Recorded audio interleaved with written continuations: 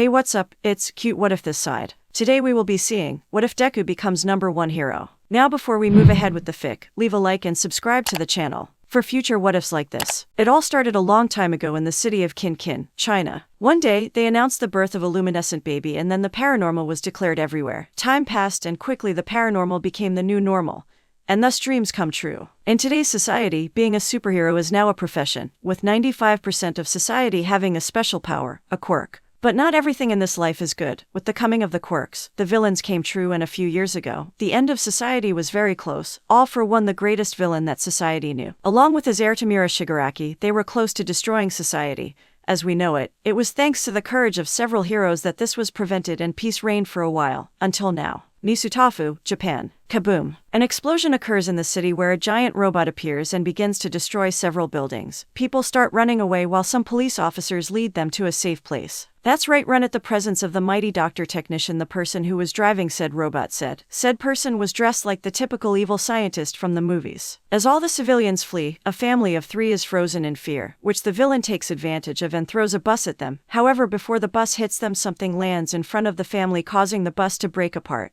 half saving the family. Did anyone taught you to respect public transport? The person who saved the family said while smiling at the villain. Said person is a tall man with a muscular build, short but messy green hair, green eyes, and freckles on his cheeks. He is dressed in a full-body green suit with gold details, a yellow cape that also serves as a scarf, white gauntlets and red forearms, black knee pads that cover from his ankles to his thighs, red shoes which are covered with a gray metallic sole. On his face he wears pointed blue glasses. This person is none other than it's Deku, a civilian said happily, the fear now gone from his being. He's so cool, another civilian said. And so handsome, a female civilian said. The professional hero Deku, Japan's #1 hero Japan, and the symbol of peace of the new era. Don't worry, everything is fine now, I'll save you, the hero said, the smile on his face not fading. Do not make me laugh, nobody can against me, the powerful and incredible doctor technician, the villain said at the moment of commanding the robot to attack the hero with his arm. The impact of the attack causes the dust to rise, but once it dissipates, there is no one. The robot hit the ground. Calm down a bit, you could have hurt someone, Deku said, now standing where the police and civilians are, the family safe in his arms. Are you alright, he asked as he set the family down safely. Yes, thank you very much, Deku, the mother said. Thanks, now go and defeat that villain, the father said. Deku smiles and walks calmly towards the villain. Please, don't make things difficult and just give yourself up. Let's avoid unnecessary destruction, he said. Sorry but no, the villain said. Now die without saying anything else. The villain proceeds to attack with his robot, throwing a punch at Deku, who only sighs and dodges the attack as he approaches the robot.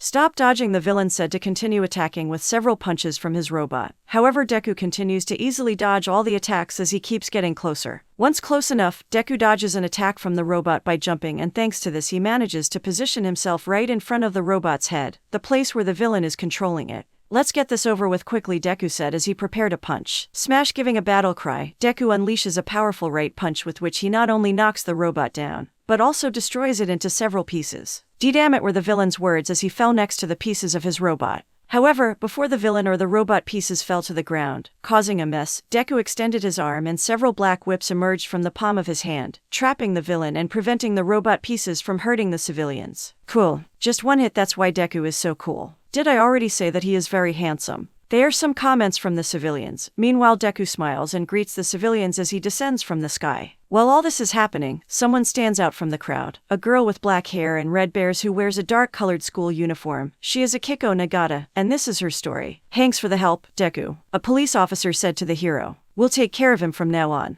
Meanwhile, the villain, Dr. Technician, is being loaded into the police van. This won't be the last you'll see of me, Dr. Technician said. A jail won't keep me locked up forever. When I get out, I'm going to get the villain didn't finish his sermon as Deku grabbed him by the collar of his shirt. Yes, we've all heard this before. Now please keep quiet and get in the van, Deku said before throwing the villain into the van and then closing the doors. And we are done, he's all yours, officer. The officer just nods and then climbs into the driver's seat, taking the villain off to jail. Just a few seconds later, a crowd of people surrounds Deku. You were great as always. Deku, I'm your biggest fan. Please give me your autograph. Can I take a picture with you, or maybe 2 or 3? Deku just smiles at the crowd. I would love to serve all of you, but there are always people to save, he said. Sorry we are interfering in your work. Always worried about people. Why are you so cool? Thanks for your comments. Now if you'll excuse me, Deku said as he jumped away from the place. There is work to do and people to save. The whole crowd of people stares excitedly at the direction where Deku left. A short time later people start to leave, some keep talking about Deku. But, among the crowd there is someone, who although now is just one more person, is someone who will be very important in the future. Her name is Akiko Nagata. She is a girl with an athletic complexion, long black hair that reaches her back. Her eyes are red, and she wears a simple black female school uniform. Akiko is still seeing where Deku went. She has always been a fan of the number one hero. She has always been interested in his story, and although much of it is somewhat mysterious, she has quite a bit of knowledge of the hero. After several seconds, the girl comes to and looks at the watch on her wrist. Yes, I'm late, very late, she said to herself to then continue to her destination. Bispin Middle School. Bispin Middle School is a well-regarded school located in Shizuoka Prefecture, near Misutafu. Although the school is not very expensive, it is also not a school that anyone can attend as it has high standards in terms of alumni and future students. Akiko is walking through the halls of the school. Some people are looking at her with curiosity and others with amusement. The girl ignores the looks and continues on her way until she reaches her destination. Her classroom. Taking a breath, the girl opens the door. When she opens it, she finds all her classmates and the teacher looking at her curiously. Mrs. Nagata, I see you're late, the teacher said. Sorry, there was a villain attack and I got caught in the middle of it, so that's why I'm late,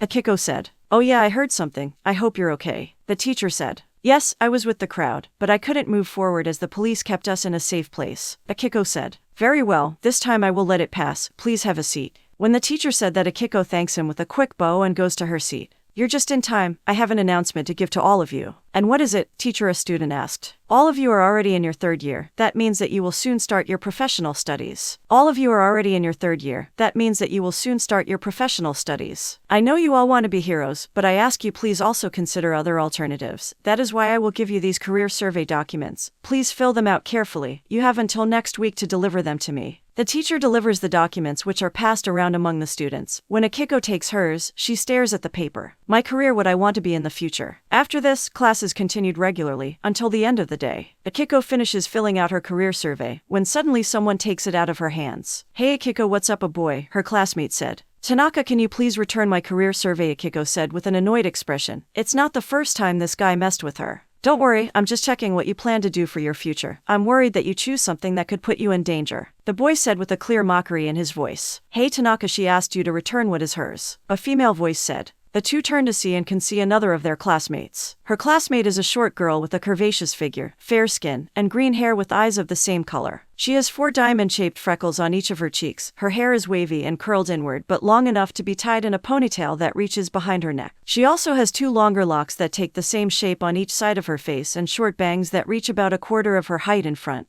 Well, if it's not our future hero, Midoriya, Tanaka said. Don't worry, I'm just checking that poor Akiko doesn't choose a career that puts her in danger. The girl, identified by the surname Midoriya, continues with her serious expression. She doesn't believe the boy. Just give her back her sheet, she said. The boy leaves his amused expression and changes it to one of annoyance. Fine, and returns Akiko her sheet, but not before whispering something to her. Midoriya will not always be around to protect you. Without saying more, the boy leaves the room. Thank you, Ryuko-chan, Akiko said. Ryuko finally drops her straight face and smiles friendly. You don't have to thank me, that's what friends are for. Akiko smiles too. Ryuko's happiness is always very contagious. Yes, I guess you're right. After this, both girls put their things away and leave the classroom. So have you filled out your sheet yet? Akiko asked to her friend. Of course, obviously, I will be a hero, Ryuko said, her attitude always positive. How about you? I'm still thinking, looking at my options, Akiko said. Can I see? Ryuko asked. Sure, Akiko said. Ryuko takes Akiko's sheet and starts reading. So you're thinking of taking on your parents' company? Well, yes, it's the most logical option for me, Akiko said. Although it is not the only option that I put. I can see it, but what about being a hero? You told me you wanted to be one, Ryuko said. I know, but that was just a dream, an impossible dream, After all, I'm quirkless, Akiko said. Only 5% of the population are like me. People like me are very rare these days. And what does that matter? I know you're quirkless, you told me. But there are different ways you could be a hero. You can always use support equipment to even out with people with quirks, Ryuko said. Yes, but it wouldn't be the same, Akiko said. At least have it as an option. You could go to UA with me. You could try to take the entrance exam. So you have other options in case you don't get it, Ryuko said. Also, it doesn't hurt to try, right? Akiko never ceases to be surprised at her friend's support. Despite the difficulties, Ryuko has always supported her, no matter how impossible her dream may be. This makes Akiko smile slightly. I guess I can try the entrance exam, Akiko said. That's the spirit, Ryuko said as she raised her fist energetically. The two continue talking until they reach the school exit. Well, see you tomorrow. Ryuko watches as her friend goes home. She does the same. Nagata household. Akiko opens the door of her house. Her house is considerably large. It has 2 floors. The first floor has a living room, kitchen and a dining room. The second floor has a total of 3 rooms, her parents, hers and the one for guests. On the outside it has a fairly large garden. Her family is from the upper middle class. Although they are not extremely rich, they do not lack money either, since her parents own a fairly successful company. "I'm home," Akiko said. To Akiko's surprise, no one answers. Akiko enters her house and goes to the dining room, and as usual, her parents are fully involved in work. "I'm home," Akiko said again. This time her mother listens to her. "Oh yeah, welcome, there's food in the fridge if you want," her mother said quickly before returning her full attention to her laptop. Akiko just sighs, the same as every day, and takes the food out of the fridge. Pizza again. She warms up her food and goes to her room. She prefers to eat there. If her parents don't listen to her, she prefers to eat in her room. Don't get her wrong, her relationship with her parents isn't bad. They never treat her badly, but lately they've been so busy with work that they hardly have time for her. It doesn't help that she's adopted either. That's right, Akiko is an adopted daughter. She doesn't know who her biological parents are, although she doesn't care either. Once in her room, Akiko decides to change into something more comfortable, shorts and a sweatshirt.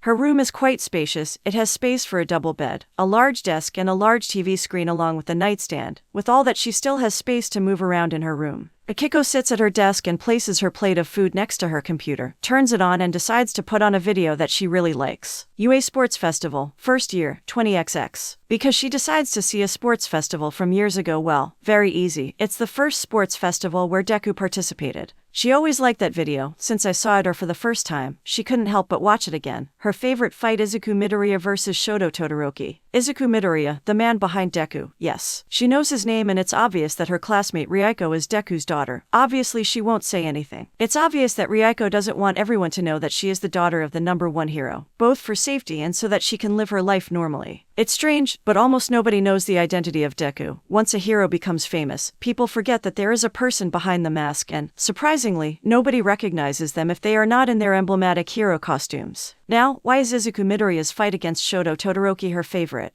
Very easy, she admires Deku's spirit and persistence, how despite being injured he never backed down against his rival. It also gives her a perspective of how far Deku had to go, from hurting himself to being the #1 hero. Without a doubt it is a long way. It is thanks to that video that Akiko adopted the motto "never give up." After finishing eating and doing homework for the day, Akiko goes out to do her daily exercise. Her exercise consists of jogging from her house to her favorite place in Musutafu, Dagaba Municipal Beach Park. Once in Dagaba, Akiko begins the second part of her daily exercise, a little physical training by the sea. The beach is a very beautiful place and gives her the tranquility to train. By the time Akiko finishes her exercise, it is always nighttime, a perfect time to return home, take a bath and rest. Akiko stares at the horizon for a while, extending her hand towards the moon and clenching her fist, pretending as if she were grabbing the moon. Quite a pretty sight, isn't it? A voice takes Akiko out of her own world. When she turns around, she can see a tall man in a black sweatshirt, blue pants, and red shoes, as well as a cap and glasses that hide his face. Why yeah,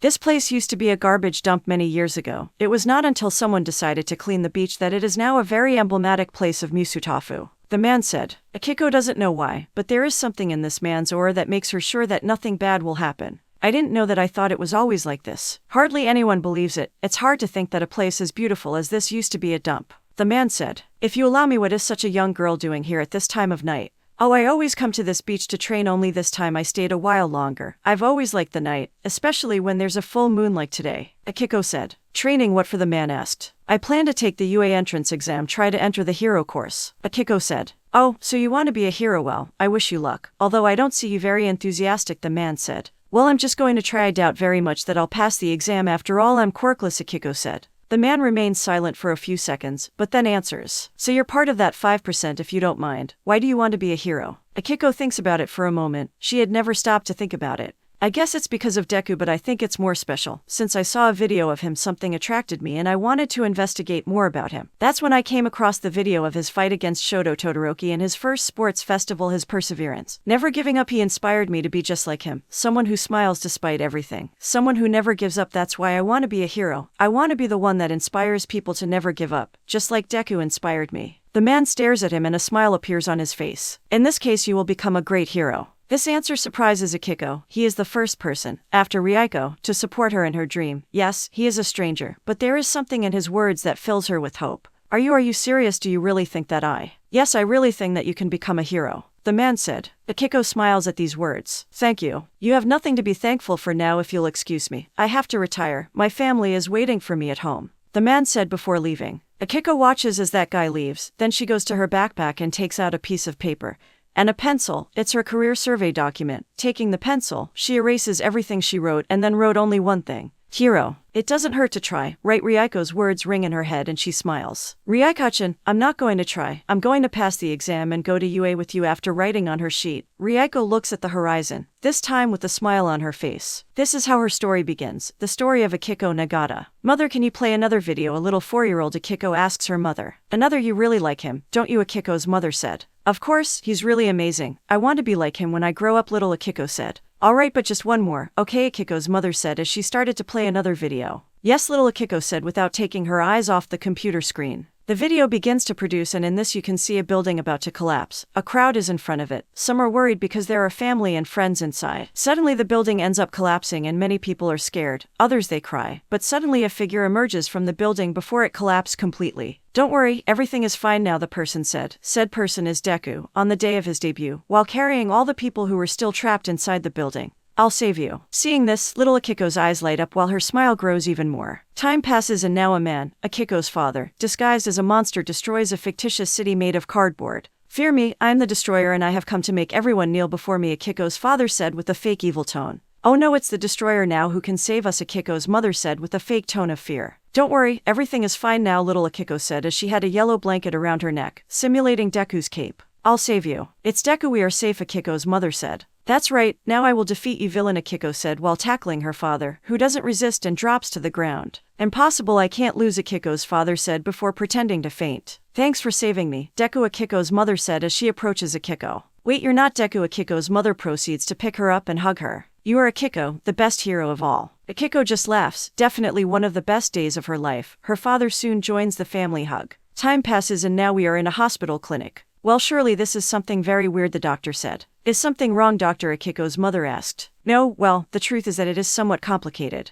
the doctor said. We carry out the test to detect if your daughter has a quirk. The first test is positive. Your daughter does not have the extra joint in her foot. The doctor shows an x-ray of Akiko's foot. That means my daughter has a quirk, right? Akiko's father asked. Not exactly, these days there are quirkless people who are born without the extra joint. This test is the first to be done. If the joint appears, the second isn't necessary, the doctor explained while handing a document to Akiko's parents. This is where the strange thing happens. We did the test to detect the quirk factor in your daughter, but she did not give any results, and we did it several times. And what does that mean? Akiko's father asked. Does my daughter have a quirk or not? I don't know, maybe, the doctor said. Sorry, this is the first time something like this has happened. What I mean is that nothing is clear. Your daughter may or may not have a quirk. The only thing to do is wait. Time will give us an answer. Very well, if there is nothing else that can be done, Akiko's mother asked. And so the years passed, and Time gave an answer. Akiko is quirkless. After that news spread at school, the stares began. People began to avoid her, and although some people tried to bully her, this was quickly stopped by the teachers. Akiko's life began to look very depressive. At school she was always alone. The other students didn't mess with her, but they ignored her. It didn't help that little by little her parents were busier with work, dedicating less and less time to her daughter. Akiko soon found refuge in Deku's videos. Those videos took her out of her sad reality, and it was there, one night at the age of 10, when she first came across what would become her favorite video, the video of Izuku Midoriya against Shoto Todoroki at the sports festival.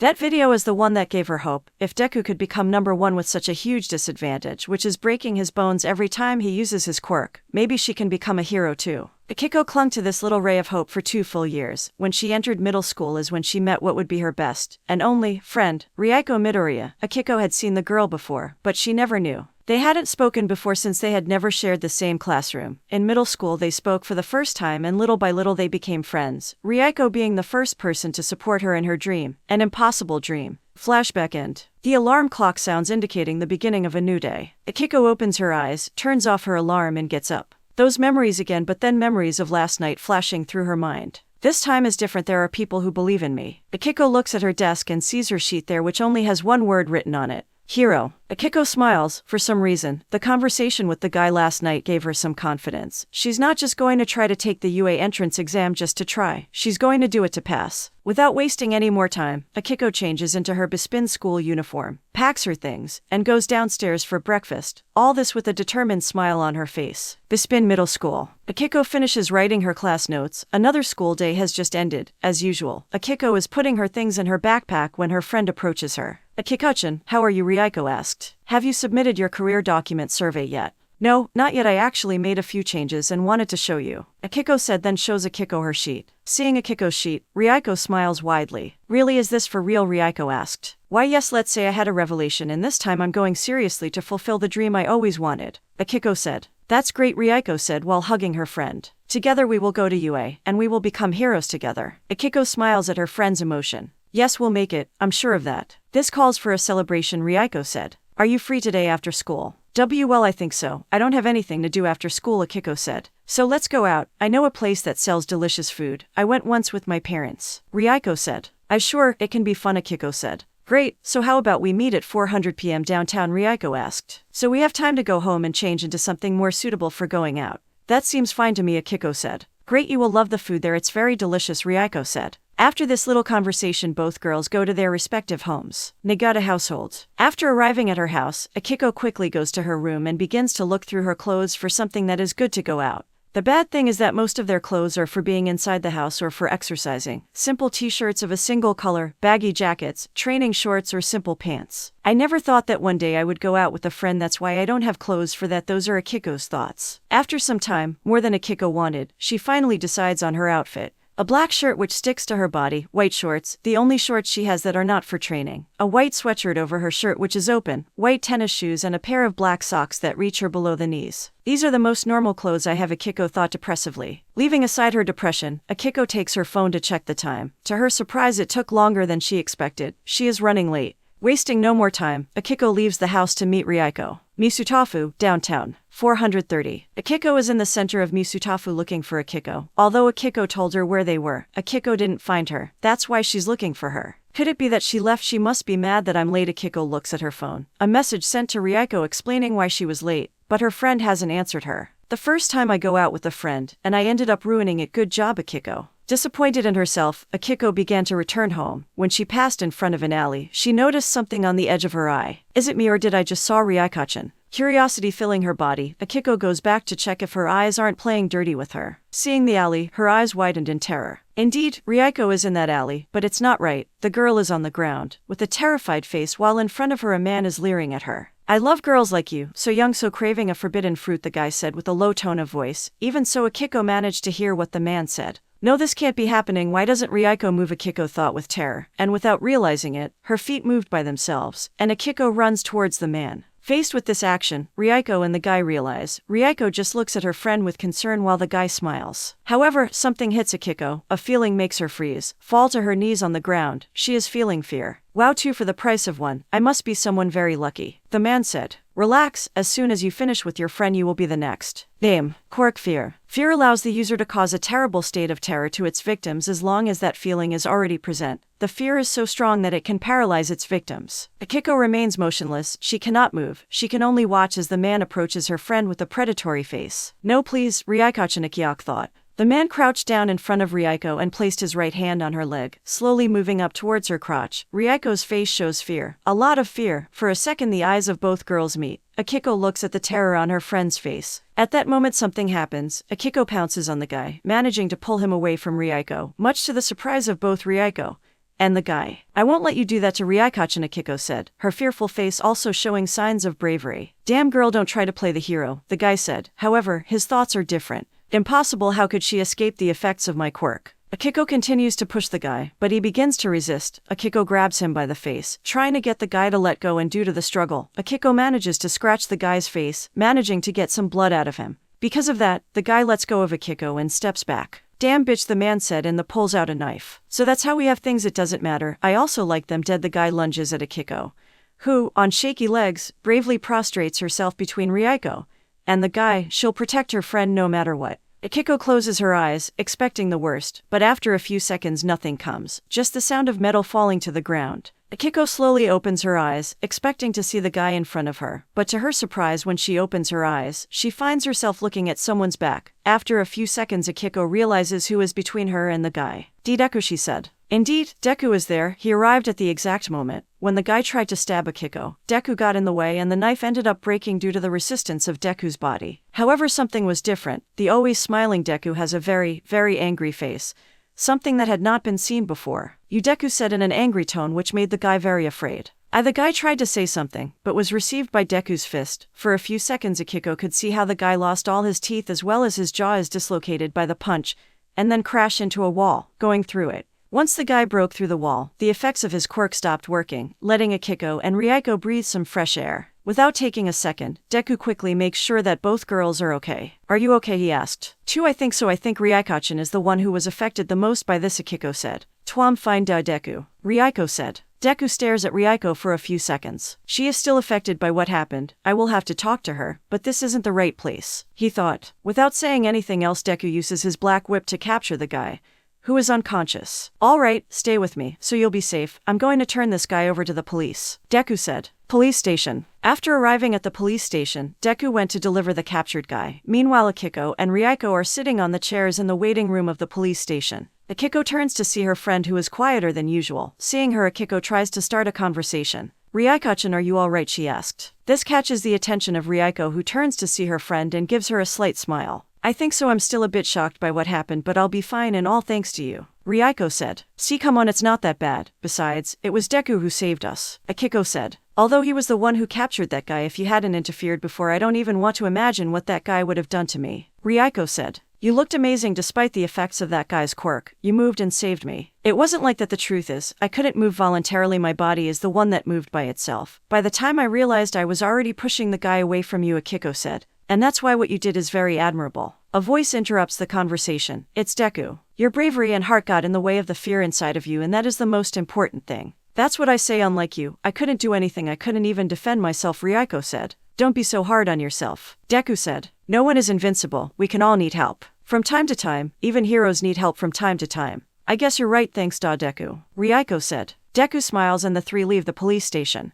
I'm glad you're okay, but just to be safe, let me take you home, Deku said as he crouched down and turned his back on the girls. Hapun. Akiko is surprised by the proposal while Ryuko does not hesitate to climb on the hero's back. Come on, Akiko-chan, hop on, Ryuko said. A little nervous, Akiko climbs on Deku's back. The hero makes sure that both girls are well placed on his back. Very good, Miss Akiko. Where do you live? I live in the upper area of Misutafu's second house on the left, Akiko said. Okay, hold on tight, Deku said before taking a big jump and then floating away at high speed from the place. For Akiko, this could easily be a dream, being taken home by no one but Deku. Definitely a dream come true. After a while in the air, Deku lands in front of Akiko's house. We have arrived, Deku said. Akiko gets off the hero's back. Thank you very much, Deku, Akiko said while doing an exaggerated bow. Seeing the girl's attitude, Deku just laughs to himself. There's nothing to be thankful for, I'm just doing my job, Deku said. Now if you'll excuse me, I have to get this young lady to her house. After this, Deku jumps away from the place. Akiko stares at where Deku went, and after several seconds the girl enters her house. Midoriya household. The Midoriya house, located in Misutafu, Japan, in the Shizuoka prefecture. The house is two-story. On the ground floor there is the kitchen, the dining room, the living room and Deku and his wife's bedroom, which includes a bathroom. On the top floor there is a second smaller living room, 2 bathrooms and 2 bedrooms, one of them being Ryuko's. Ryuko gets off Deku's back and heads to his house to enter. However, she is stopped by Deku, who grabs her shoulder. Hey, are you okay? Deku asks with genuine concern.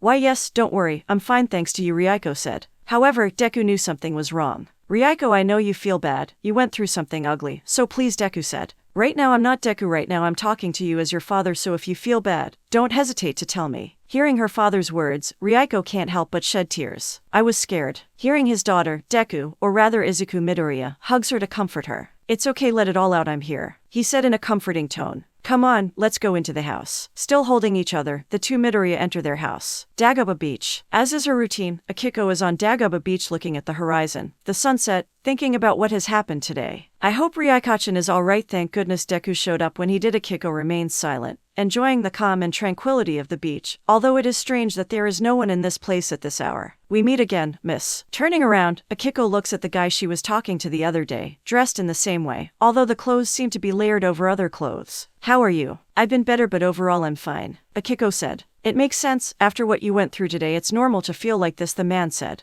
These words put Akiko on alert. What do you mean, she asked. You know what I mean, but you shouldn't feel bad about it. Your actions are admirable. Despite the fear, you didn't hesitate to save your friend, the man said. How do you know all that, Akiko asked. Very easy, the man proceeds to grab his clothes and remove them with a movement. By doing this, the man's true identity is revealed. It's Deku, wearing his hero costume. It's because I saw what happened. Deku, Akiko screams in surprise. Wait, did you see what happened? Yes, I was going to interfere as soon as I saw what was happening, but when I saw what you did I couldn't help but be in shock for a moment. It's been a long time since I've seen a display of courage like yours, Deku said. Somehow it reminded me of what I did when I was your age. What do you mean, Akiko asked. Just like you, a friend of mine was in trouble.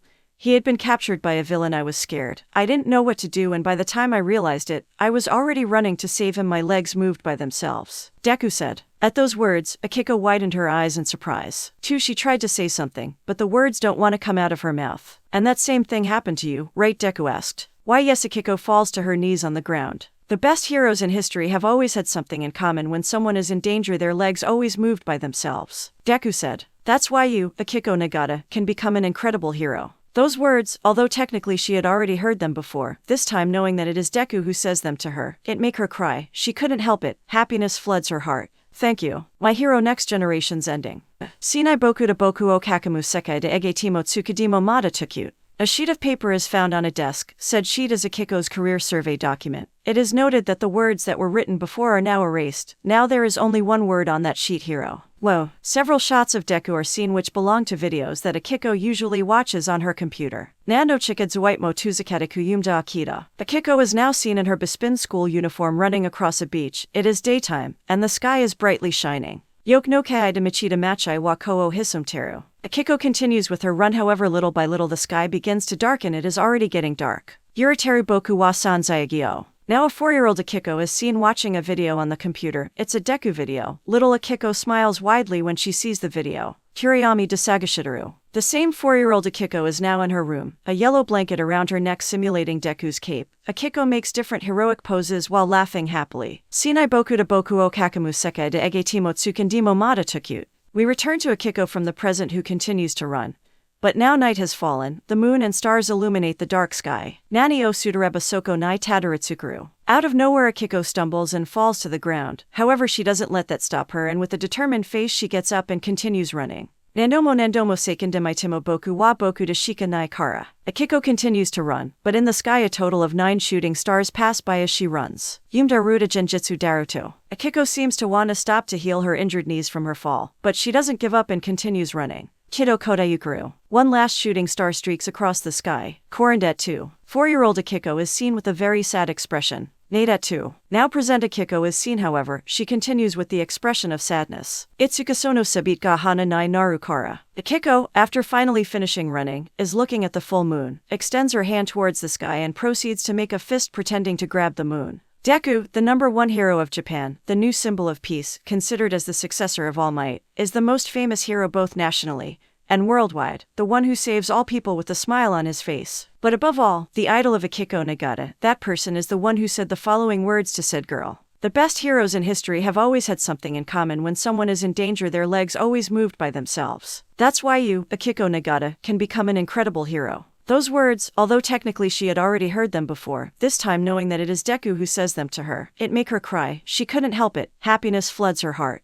Thank you, Akiko said. But the surprises have only just begun. Not only that, but you are also the perfect candidate, Deku said. You are the perfect person to inherit my power. Processing the words, there is only one thing that Akiko could say. A followed by another word. Why? I inherit your power. That's impossible, Akiko said after processing the words Deku said to her. There is no quirk or power with the ability to be transferred, is there? Deku laughs at the girl's disbelief. She definitely reminds him of him when he was young. In fact, yes, there is such a quirk, but before that I must ask you, Deku said. Tell me, what do you know about my quirks? Well, first is that you are the only person that currently has multiple quirks, making a total of 7, Akiko said. Your main quirk, the one you've always been known to have, superpower. That quirk allows you to store energy and then use it to deliver very powerful blows. Right? What else can you say? Deku said. Then we have the other 6, according to the story you told in the press, during your final fight against the villains all for One and Shigaraki Tomura, who possessed a quirk that allowed them to steal the quirks from the others. Upon defeating them, the stolen quirks returned to their original carriers. However, some of the carriers had already died over time. Because of that, some quirks bonded with the first person they came across, which was you. Akiko said. I see you know a lot. Anything else you want to add? Deku asked. Yes, the other 6 quirks you have are the following. Gear Shift, which allows the user to change the speed at which things accelerate through space. Fajin, which allows the user to build up kinetic energy by performing repetitive movements and giving the user a boost of speed. Danger Sense, which, as its name indicates, allows the user to feel when he is in danger. Black Whip, which grants the user the ability to produce energy tendrils from any part of their body and command them at will. Smokescreen, which allows the user to generate a thick cloud of purple smoke from their body. And finally Float, which allows the user to levitate and suspend themselves in midair and fly at high speeds. Wow, you really know a lot about me, Deku said. But there's something interesting about all that information. It's all a lie. What? How can it be a lie? Akiko said. That's very easy to explain, but first we must start with the true name of my main quirk, Deku said as he extends his arm, and then in his palm a small light begins to shine. Its real name is One for All. One for All, Akiko said. That's right, and this quirk is very special, since it not only does what you already explained, it also has the ability to be transferred from one person to another. Deku said. So that means, Akiko said. Yes, this quirk is not mine naturally. It was given to me by my master, All Might. Deku said. All Might, the former symbol of peace, Akiko said. The one and only. In fact, you and I are not that different. I, like you, was quirkless. Deku said. It's a joke, right, you quirkless? Akiko said. It's true, I never say this because society needs its symbol of peace to be someone whose power is something natural. Deku said. So your power can be transferred, but that doesn't explain the other 6 quirks, Akiko said.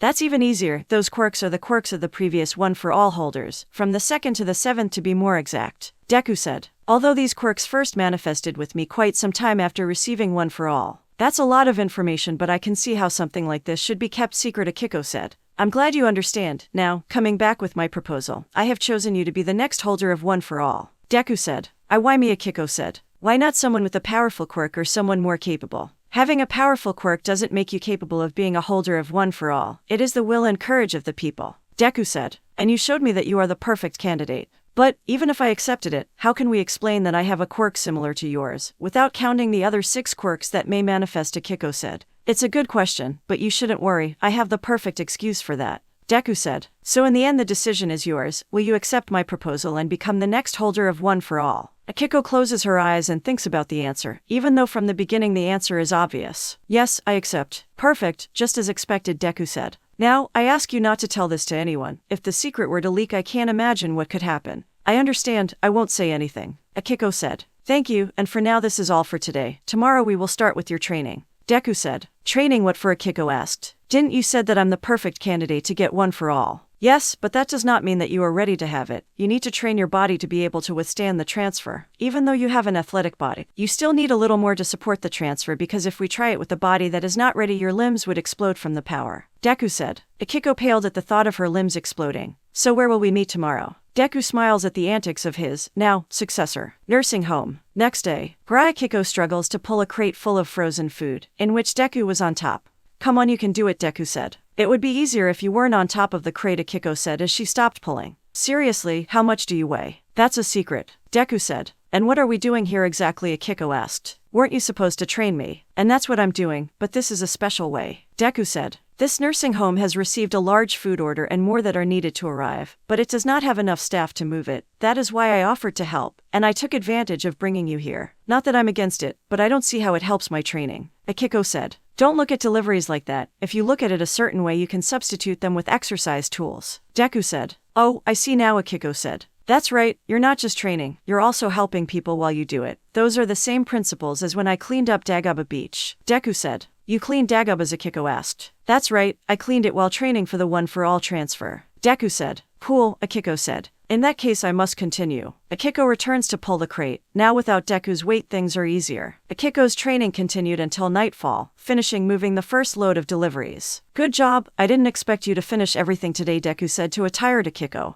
But you surprised me. I hope you're ready for more tomorrow. There is more, Akiko said. This was only the first delivery of 5, Deku said. And also the smallest of the 5. You must be kidding, Akiko said. Don't worry, you don't have to make a complete delivery per day. We have plenty of time until UA entrance exam. Deku said. So take it easy. Okay, the truth is that I don't know how I'm going to do this while I'm going to school, Akiko said. I mean, I could finish today because it's the weekend. Don't worry, I have a plan for your training, Deku said as he hands a sheet to Akiko. Aim to pass, American Dream Plan, and this is Akiko asked after reading the title. It is a training plan that my master designed. I have changed some things to make it suitable for you, taking into account those days of each month, Deku said. Oh, I see, Akiko said, a bit embarrassed by the last thing Deku said. It is quite complete. It takes into account my classes, free hours, and even includes a special diet. Wait a minute, how do you know what my school hours are? Doing enough research, Deku said. Akiko looks at Deku with a deadpan face. Right, you don't have to lie, I know that Ryuko-chan is your daughter. Of course you know that, Deku said. Anyway, we're done for today. Make sure you get enough rest for tomorrow. I'm gonna die, Akiko said. It's been middle school. My muscles ache a bit, I guess I shouldn't have moved all the crates yesterday, Akiko thought as she massaged her right arm. Hey, Akiko-chan, are you alright? Ryuko asks her friend, noticing her uncomfortable. Yes, it's just that I train too much, Akiko said. It's not a lie exactly, I'm just not telling the whole truth. Oh, I see, you shouldn't push yourself too hard, Ryuko said. Yes, I know, Akiko said. But I have to make up for my lack of a quirk, so I need some extra training. Well, I guess you're right, Ryuko said. Please all go to your seats, the teacher said as he entered the room. We'll talk later, Ryuko said to then go to her seat. Well, before starting the class I need those who have not done it to give me your career survey documents, the teacher said. After those words, several students got up and handed their papers to the teacher, including Akiko, who was the last to hand it over. Thank you very much now, the professor said, flipping through the documents, but stopping when he saw Akiko's. Miss Nagata, if you could stay for a moment after school, I'd like to discuss your career choice. Don't worry, it's nothing bad, I just want to give you some advice. Sure, Akiko said. I knew this would happen. Very good, now starting with today's classes continued regularly, until the day was over, of course, Akiko stayed at the teacher's request. You wanted to see me, Fukuzawa-sensei, Akiko asked as she sat down in front of the teacher's desk. Yeah, don't get me wrong, it's fine with me that you follow your dreams, and I won't discourage you from trying to get into a hero school, but I also can't help but worry about you, due to your special condition, the teacher said. That's why I'd like to advise you to look for second options in case you can't pass the entrance exams for hero classes. Why, you don't have to worry, sensei, I'm fully aware of how difficult it can be for me, but I want to try. I'm going to try to enter UAS hero course, but if I don't succeed, I also consider entering UAS general course, Akiko said. That's perfect, I don't want to sound rude, but I care about all my students. I know that quirkless people usually have a hard time in a world like this, the teacher said. But I want you to know that no matter what you do, you have my back, okay? This genuinely surprises Akiko, positively. Although the teacher has never let people bully her, he has never openly supported her. That means a lot, thank you. There's nothing to be thankful for, that's all I wanted to talk about, you can leave. The teacher said so that Akiko then leaves the room, but not before making a slight bow. Undoubtedly, with each day that passes, life for Akiko improves. Not only is she happier, but there are also more and more people who support her in her dream. Wasting no more time, Akiko returns home to eat and then goes to the nursing home to continue her training, community help. So the months go by, Akiko continues training, moving large boxes, small boxes, sometimes heavy objects, others traveling long distances. Other days Deku takes her to Dagaba to do other types of training such as swimming or jogging. At home things are also slightly different. Her parents are still very busy, but now Akiko has a special diet, all to be a suitable vessel for one for all. At school things are normal, except that from time to time Akiko arrives tired to class, which makes her classmates look at her strangely. Time passes until there is only 1 week left for the UA entrance exam. Akiko is on Dagaba Beach, ready for her daily training with Deku, but what she doesn't know is that things will be different today. What will we do today? Deku, Akiko asked. I see you're more excited than usual, but there's something you should know, we're done with your training. Deku said. We finished, Akiko asked. That's right, that only means one thing, Deku said. Your body is ready for the transfer, it's time for you to get one for all. IIT's time, are you serious? Akiko said. Yes, the time has come, Deku said. Wow, I still can't believe it, I don't know what I did to deserve this, Akiko said. I'm very lucky. Let me tell you something that my master once told me. What you receive by luck or a blessing and what you receive when you are recognized, they are totally different things. Deku said. You got all this because of your perseverance and courage. You earned it and don't let anyone tell you otherwise, Deku said while taking a lock of his hair. And now what should I do? How do I get one for all? Akiko asked. Deku smiles, giving his lock of hair to Akiko. Eat this, he said. I've always wanted to say that. What? Akiko said, not believing what Deku said. Is this some kind of joke? Not at all. To get one for all you need to get my DNA, Deku said. Eating a hair is the fastest way to do it, not counting a blood transfer. I see, wait, that means if someone gets my DNA, Akiko said. No, it doesn't work like that. To transfer the one for all, the holder has to do it voluntarily, to prevent someone from stealing it. It's as simple as not wanting to transfer it. Deku explained. Oh, that's a relief. Well, here I go, Akiko said too. After taking a breath, swallowed Deku's lock of hair. This is disgusting, at least your hair is short. Trust me, I know the feeling, Deku said with a disgusted face as he remembered the day the one for all was transferred to him. After swallowing the hair, Akiko looks at herself. I don't feel any different. Of course your stomach hasn't digested my DNA yet, you'll have to wait at least 2 hours to feel anything.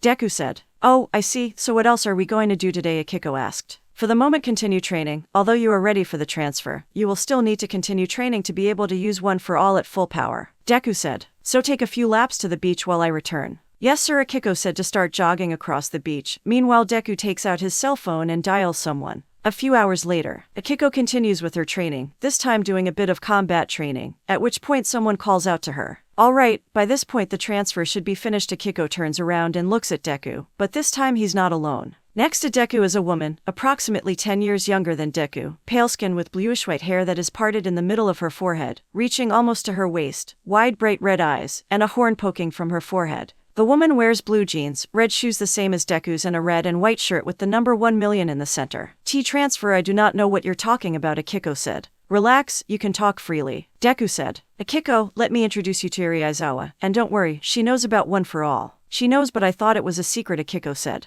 And it is, but there are times when it is necessary for some people to know. Deku said. Someday you too will have to entrust the secret to some people you trust. Someone I trust, Akiko said. I trust Ryukachan, but I think I have to think things through before deciding who to tell. I see that you are already thinking about it, but we must not rush. For now, let's focus on the present.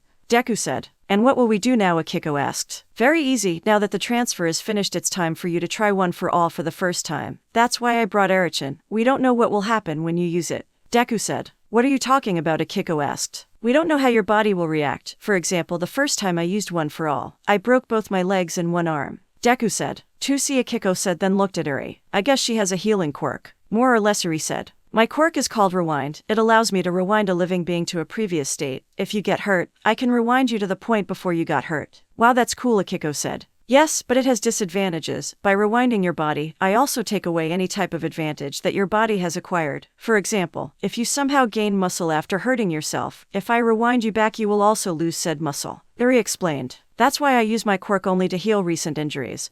For other types of injuries I use common medicines. So you're a nurse, Akiko said. More or less, I'm a nurse but also a pro hero. Uri said. Oh, so what should I do now, Akiko asked. How do I use one for all? It's complicated. Each holder had a different way of using one for all for the first time. For example, my master managed to use it perfectly the first time. Deku said. For my part I will help you to use it in a way that may work. May work, Akiko thought. Deku stands in front of Akiko. Do you remember the feeling you felt when you ran to save Ryuko, Deku asked. Try to remember it, that feeling, to save someone, that you can only do if you use your quirk. The feeling when I tried to save Ryukachan. Akiko closes her eyes trying to remember. Fear, despair, helplessness, little by little flood her body, but then courage. At that moment she feels it, a strange sensation, something she had never felt before. That sensation runs through her body, energy, she can feel it. To think I got it, Akiko said as she opened her eyes. Alright, now use that energy and hit me. Deku said while putting his hand in front of himself. Don't worry about me, I'll be fine. Akiko nods, feels the energy move to her right arm. She lunges at Deku, fist clenched and grahh letting out a scream. Akiko hits Deku's palm. The blow unleashes a large gust of wind which blows up a lot of sand. Once the wind ceased, Deku could be seen completely unharmed, while Akiko, ouch, pain spreads through her arm. Akiko looks over and her arm is swollen and slightly purple. Without waiting for any indication, Eri approaches Akiko and takes her arm. After a few seconds inspecting it, her horn starts to glow, and after a few seconds Akiko is completely unharmed, as if nothing had happened. Very good, how do you see it? What is the damage? Deku asked. Well, unlike you, no bones are broken, just torn muscles and some arm injuries. Eri said. That's good, she has better control than me at her age. Deku said. What was that? Will that happen to me every time I use one for all? Akiko asked, still in shock. Not if I can help it, forgive me, but it was necessary. I needed you to use one for all for the first time to be able to act quickly. First it was necessary for you to use it in this way. Now you can use it voluntarily now that you know the sensation. Deku said. I see, but now how will I avoid hurting myself? Akiko asked. It's very easy, I'll teach you my flagship technique, the full cowl. When you hit me, I was able to calculate approximately how much percentage of one for all you can use without hurting yourself. At the moment it's between 3 to 4%. Deku said. That's a very small amount, I thought I could use more. Akiko said. It's better to act safe, you don't want to get hurt. Deku said. But don't worry, this last week I will help you use full cal, as well as help you increase the limit a bit to use one for all. Of course Uri will be supporting us in case you get hurt again. I will help as much as I can, Uri said. There is only 1 week left until UAS entrance exam. Are you ready? Deku asked. Yes, I'm ready, Akiko said. My hero next generation's ending. Shinai boku to boku o kakamu sekai de egetimo tsukadimo mata tukute. A sheet of paper is found on a desk. Said sheet is Akiko's career survey document. It is noted that the words that were written before are now erased. Now there is only 1 word on that sheet, hero. Whoa, several shots of Deku are seen which belong to videos that Akiko usually watches on her computer. Nando chikadzu white mo tuzaketaku yumda akita. Akiko is now seen in her Bespin school uniform running across a beach. It is daytime, and the sky is brightly shining. Yok no kai de michita machai wa ko o hisumteru. Akiko continues with her run, however little by little the sky begins to darken. It is already getting dark. Yuriteri boku wa sanzayagio. Now a 4-year-old Akiko is seen watching a video on the computer. It's a Deku video. Little Akiko smiles widely when she sees the video. Kuriyami de Sagashidaru. The same 4-year-old Akiko is now in her room, a yellow blanket around her neck simulating Deku's cape. Akiko makes different heroic poses while laughing happily. Shinai boku to boku o kakamu sekai de egetimo tsukandimo mata tukute. We return to Akiko from the present who continues to run.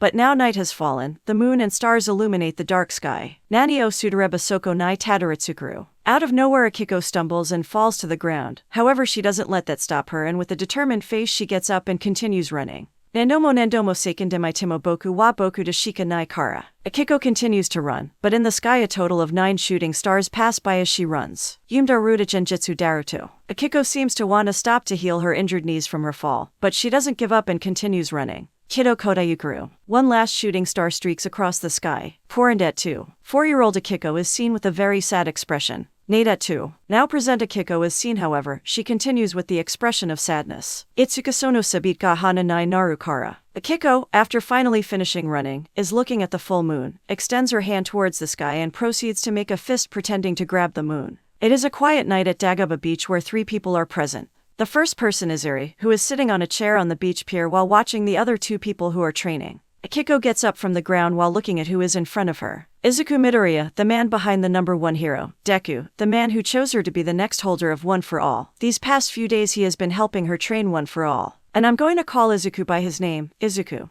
While he's in his civilian persona, and Deku, when he's in his hero persona, and this way we will differentiate when he is on duty or not. Izuku is with his arms crossed looking at his successor. All right, one more time, he said. Akiko gets into a fighting stance, activating the One for All, causing it to be distributed throughout her body and purple lightnings to surround her, and throws herself once more at Izuku, who just watches her. Akiko attacks Izuku with several kicks, but he just dodges quite easily. Akiko quickly jumps up and tries to attack Izuku with an axe kick. However, Izuku easily blocks the attack with his right arm. Not bad, but you have to be more resourceful than that. But in that Akiko's hands grabbed the arm with which Izuku covered himself. Something like this, Akiko said, and quickly uses Izuku's arm to push herself against him, setting up a kick straight to his face. However, as soon as the kick was millimeters from Izuku's face, he quickly jerked his head, dodging the attack and causing Akiko to crash face first into the sand. One for All deactivates. It couldn't have been easier to block it, Akiko said. Yes, but I prefer to dodge the blows, Izuku said as Akiko stands up and brushes the sand off her clothes and face. Still, I'm surprised how quickly you adapted to One for All and Full Cal. You use it as if you already had it for a while,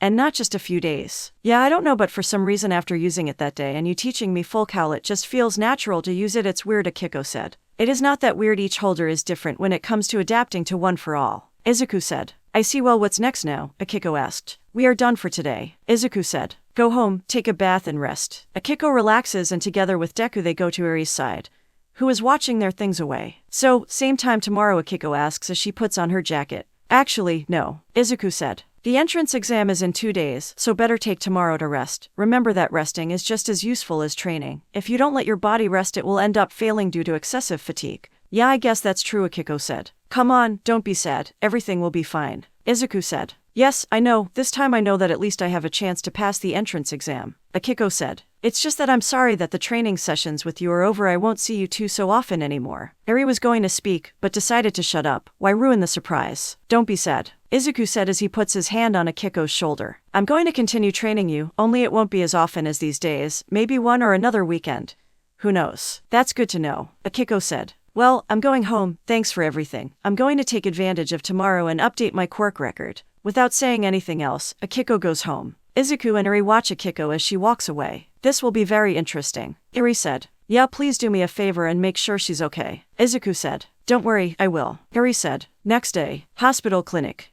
Wow, apparently you're right. The analyses this time showed positive results. The doctor said, Akiko went to the hospital clinic so they could update her quirk record. You do indeed have a quirk. Yeah, it was quite surprising for me too. I had already made up my mind that I was quirkless. Akiko said, well, let's waste no more time then and update your record. The doctor said while browsing on his computer. Nagata, here it is, Akiko Nagata. You still have my record? Akiko asked. Of course, after all, it was me who made that first detection of quirk. Until today you have been the only one in which the analyzers released a no result. The doctor said. But hey, we can say that in the end it was the good ending. Why yeah, I guess, Akiko said. Anyway, let's continue with this. Tell me about your quirk. The doctor said. Well, my quirk is called Replica. Akiko said. Replica, interesting. How does it work? The doctor asked as he wrote the name of the quirk. Well, it allows me to replicate a person's quirk when I have contact with them, but I can only replicate one person's quirk at a time. Akiko said. Oh, a quirk that copies others. Those kinds of quirks are very rare. Have you heard of the hero Phantom Thief? He has a quirk similar to yours. The doctor said while typing the information. Anything else you want to add? Why yeah, the replicated quirk has no time limit and will last until the quirk of another person is replicated.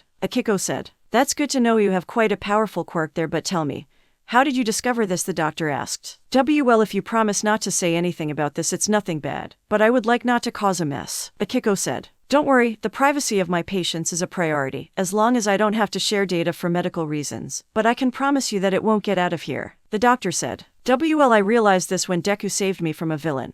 When he saved me, I made physical contact with him, and the next day I realized that I could use his quirk. Akiko said. Why, you have Deku's quirk? The doctor said in surprise. Please don't say it so loud, Akiko said. And yes, I have Deku's quirk. So far it's been the first and only quirk I've replicated. To see, and I also see why you want to keep it quiet. The doctor said. And what will you do? Having Deku's quirk should leave you wondering whether to replicate another quirk or not. For now I think I'll stick with Deku's quirk. Akiko said. I can respect that. The doctor said. All right, your record is updated. Well, thank you very much, Dr. Okada. Akiko said as she gets up from the chair. Don't mention it. Now for the charge, Dr. Okada said. Here, Akiko said, giving the doctor a credit card. The good thing about my parents having a successful company is that I also get benefits from it. All right, we are done. Dr. Okada said. Good luck on UAS entrance exam. Thanks, doctor, Akiko said before leaving the doctor's office. All right, with that out of the way, and it's just the UA entrance exam tomorrow, I guess I could take Deku's advice and rest today. Take it easy. Next day, UA High. After a day off, Akiko is ready for the UA entrance exam. In front of her is the famous H-shaped building. Several of the greatest heroes in history came out of this school, including the current #1 hero. Here I am, UA High, Akiko thought. I wonder if Ryuko-chan has arrived yet.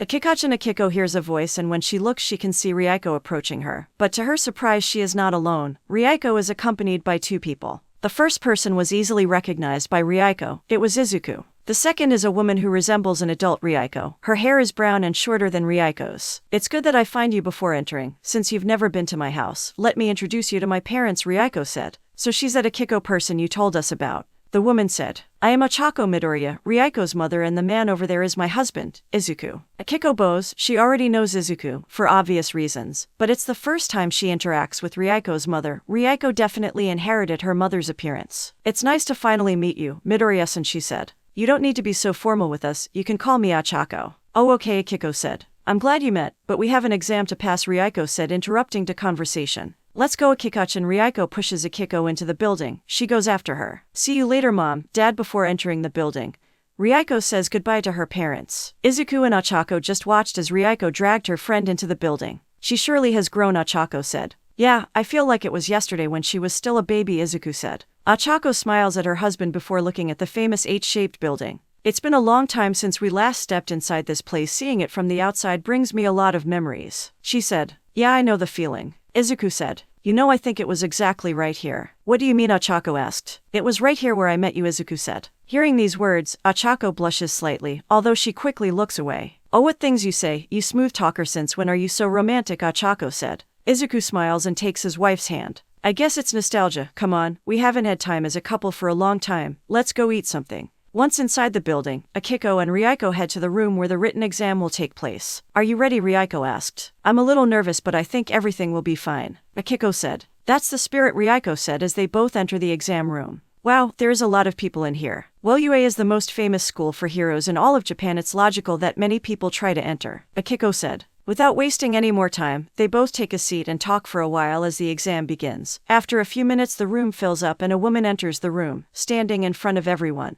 Hey, do you think she's a UA teacher? Ryuko murmurs the question to her friend. I think so, Akiko answers. So that means she's a professional hero, Ryuko said. Said woman is a tall woman with a round face and a short equine muzzle, her face framed by thick, wavy blonde hair which reaches halfway down her back, some shorter bangs hanging down her forehead. Her eyes are large and round, Prussian blue in color, and she has a pair of tall, lyre-shaped pale tan horns on her head. Her calves are notably rounded, shaped similarly to those of a horse, and she has brown hooves for feet, and a short horse tail poking out from the end of her tailbone. She wears a horse halter around her head with a lead rope dangling from the back, and her outfit resembles a jockey uniform, consisting of an orange skin-tight shirt with paler markings around her chest and stomach, with matching colored pants, along with a pair of fingerless gloves. She wears belts secured around her collarbone, biceps, and lower torso, and boots that not only guard her hooves but also have stirrups attached on either side. The woman takes a microphone and begins to speak. Hello everyone, welcome to the UAS entrance exam. I guess some of you know me, but I will still introduce myself. I am the pro hero Raketti, and I will be in charge of supervising the exam. Saying this, several robots enter the room to deliver the exam papers. You have an hour and a half to take the exam. When the time is up, I will return to explain the second part of the exam.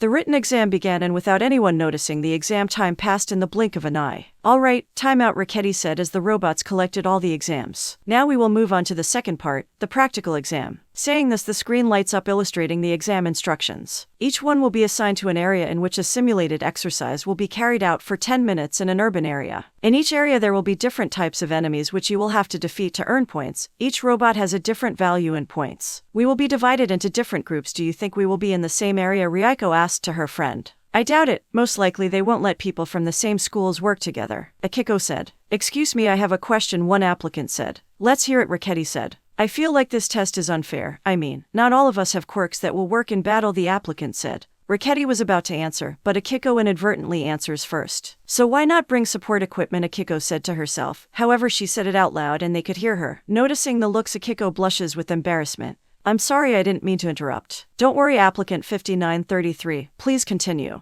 Raketti said. Well, everyone knows that the UA practical exam is more combat-oriented. If your quirk isn't good for that, why not bring support equipment to make up for the lack, Akiko said. In fact, several heroes use support equipment to perform their hero duties efficiently. I mean, even Deku has his Air Force gauntlets to do ranged attacks. Correct, applicant 5933, you hit the mark, Raketti said. While the practical exam is combat-oriented, there is no rule that prevents those with a quirk that is not combat viable from bringing support equipment. As heroes, you must foresee the greatest number of situations and also have the necessary tools to overcome any problem. In short, you must be ready for any situation. See, that's all. Thanks for replying, the applicant said. Very well, if there are no more questions, there is only one more thing I have to say. At a specified time, an enemy will appear quite difficult to defeat. The value of this robot is 0 points. It is more of an obstacle than a target, so I recommend you avoid it at all costs, Raketti said. With that being said, please go to your assigned areas and good luck to all. Battle Center D. Akiko looks around. There are quite a few people, but well, that's obvious. Very well, I'm here. Now I just have to relax, and everything will be fine, she thought.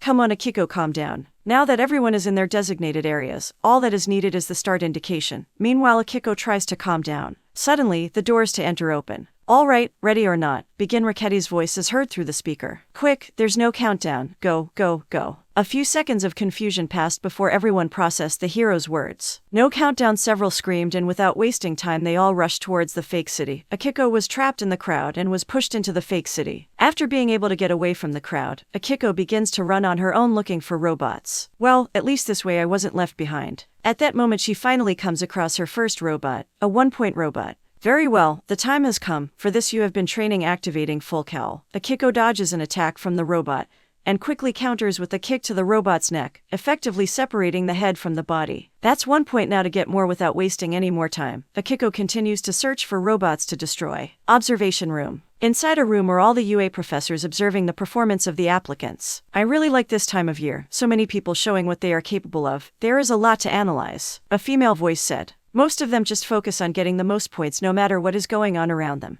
A male voice, somewhat annoyed, said. That is true, but even so there are those that stand out more. On the screen you can see a brown-haired boy with a container on his back. Sand comes out of the container, which destroys several robots while keeping them in the air. Be prepared for any situation, carrying the necessary tools to be as efficient as possible. The screen now changes to a boy with blue hair and a headband, who prevents another applicant from being harmed by getting him away from a robot that is attacking him from behind. We also have those who understood the hidden meaning of the exam, that or maybe they act like this without expecting anything in return. The screen changes again and now a girl with wolf features appears biting a robot and ripping several cables from it, although the most interesting thing is that next to her is what looks like a ghost wolf, helping her by destroying another robot. Others have partners that help them in battle. The screen changes one last time and now a red-haired boy is seen surrounded by multiple destroyed robots. The boy doesn't look tired. And, of course, we also have those who have an advantage thanks to their quirks, having great advantage in combat. I see a large number of interesting candidates. Raketti, who is with the rest of the teachers, said. All are interesting applicants until they find themselves in danger. The annoyed voice said. Oh really, so why don't we see what our applicants are capable of? Another male voice said. Now we will see how all these people really are. The annoyed person said while pressing a red button. Battle Center D. Akiko continues with her search for points. Several minutes have passed, and the robots are becoming scarcer. Even so, Akiko managed to collect a decent number of points. In that, Akiko comes across a boy with blue hair and a headband who is facing a three-pointer. The boy was focused on the three-pointer and did not realize that a two-pointer robot was approaching from behind. The boy destroys the three-point robot with one kick, in which he hears Akiko warn him of the robot behind him. Behind you, the boy turns around and looks at the robot behind him. However, he barely manages to stop the robot arms. Seeing this, Akiko doesn't hesitate for a second and destroys the robot with a punch, thus helping the boy. Hey, thanks, the boy said, screamed. Sure, Akiko said, a little shaken by the boy's attitude, too excited. At that moment, they both feel how the ground shakes. Several people pass by them. They are running away from something.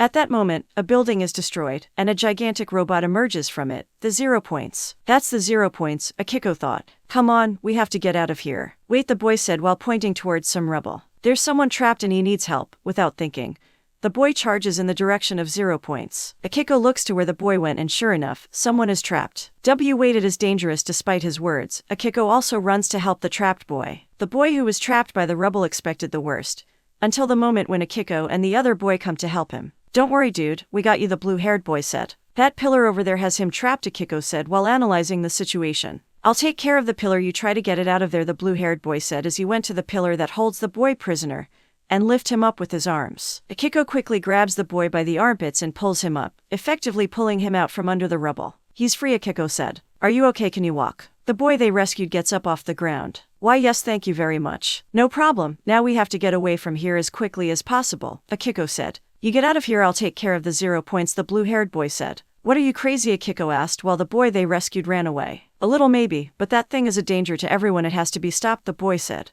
But it's gigantic, I don't think it's prudent, Akiko said, but she didn't finish speaking since the boy surrounded himself with a green aura and charged against him with 0 points. There he goes. The boy jumps on the robot's leg and quickly jumps on the other. Get ready, giant robot, the boy said as he jumped while preparing a flying kick against the robot's face. Dynamic end, however, the robot simply protected itself with its hand, causing the boy to crash into it. The boy begins to fall from a very high distance, luckily before he crashes to the ground. Akiko catches him in the air, thus cushioning his fall. Are you okay, Akiko asked. I think I broke my leg, the boy said. What happens for being reckless, Akiko said as she dragged the boy as far away from 0 points as possible. It's fine that you want to face that thing, but you must think before you act. No taken, the boy said. As Akiko drags the boy away, a red-haired boy walks past her. I'll take care of this thing, the red-haired boy said. Without letting Akiko say anything, the boy moves his arm, and 4 concrete pillars emerge from the ground, piercing the 0 points chest, immobilizing it. The boy now moves both arms and the concrete of the buildings begins to accumulate on the 0 points. The more concrete, the heavier the 0 points becomes, to the point that it begins to fall and the ground to crack slightly. Finally, the boy moves his arms down and the concrete starts to crush the 0 points. A few seconds later, the 0 points is completely crushed by the concrete, leaving a large pile of concrete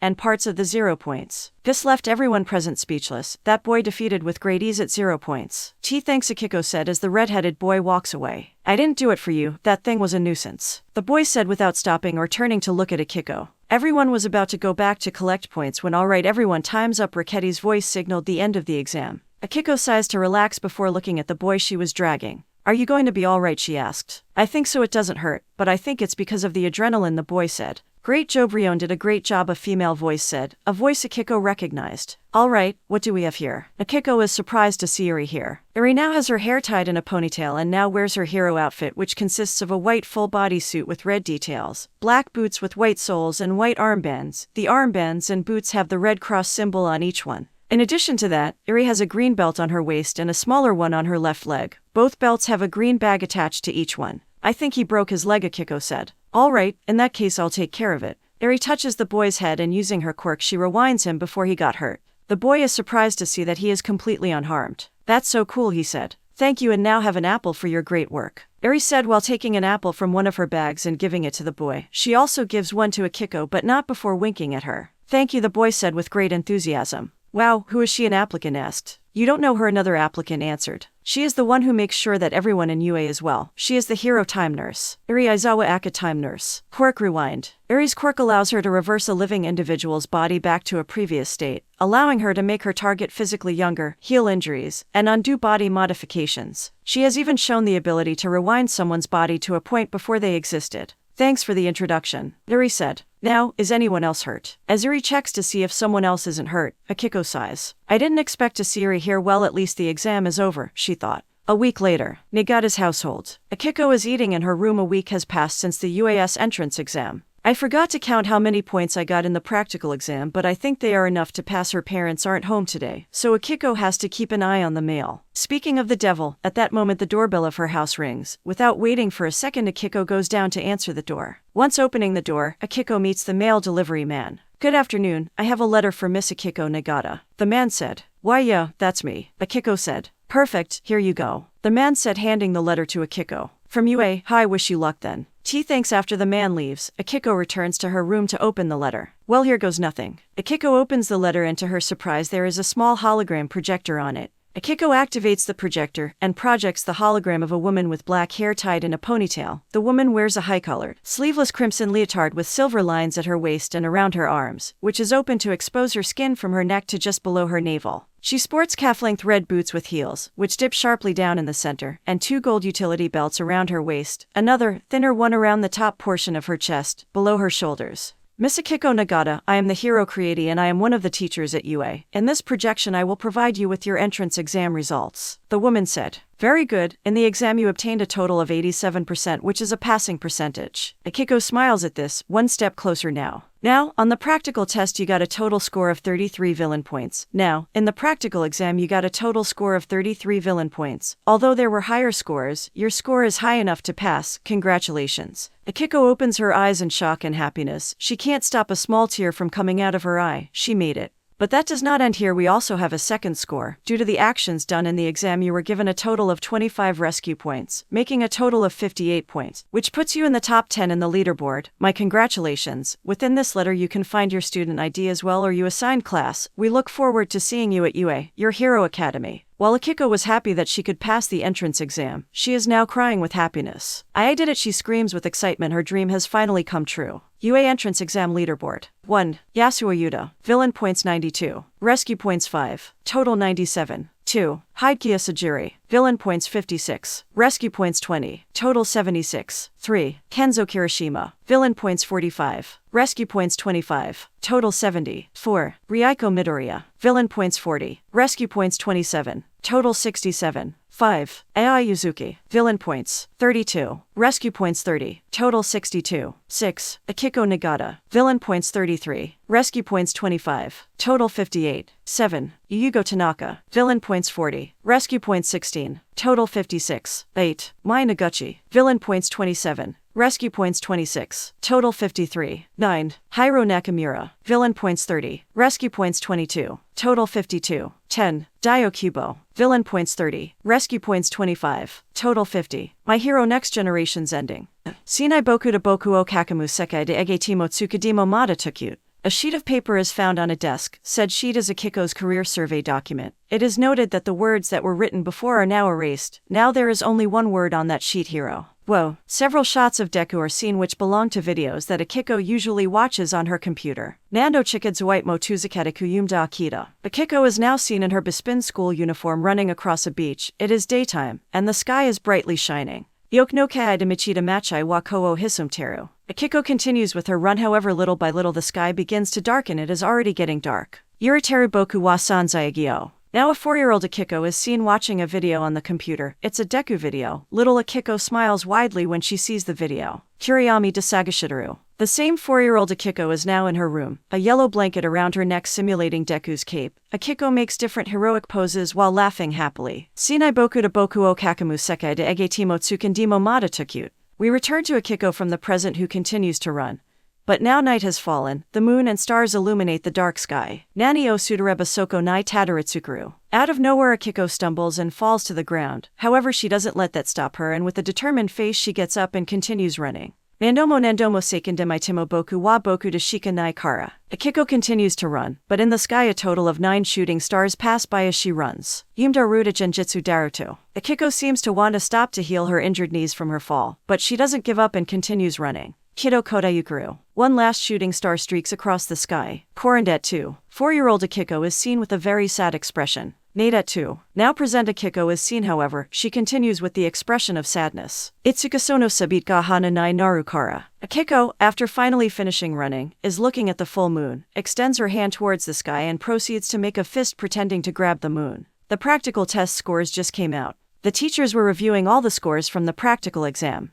UA Entrance Exam Leaderboard. 1. Yasuo Yuta. Villain points 92. Rescue points 5. Total 97. 2. Hidekiya Sajiri. Villain points 56. Rescue points 20. Total 76. 3. Kenzo Kirishima. Villain points 45. Rescue points 25. Total 70. 4. Ryuko Midoriya. Villain points 40. Rescue points 27. Total 67. 5. Ai Yuzuki. Villain points 32. Rescue points 30. Total 62. 6. Akiko Nagata. Villain points 33. Rescue points 25. Total 58. 7. Yugo Tanaka. Villain points 40. Rescue points 16. Total 56. 8. Mai Noguchi. Villain points 27. Rescue points 26. Total 53. 9. Hiro Nakamura. Villain points 30. Rescue points 22. Total 52. 10. Dio Kubo. Villain points 30. Rescue points 25. Total 50.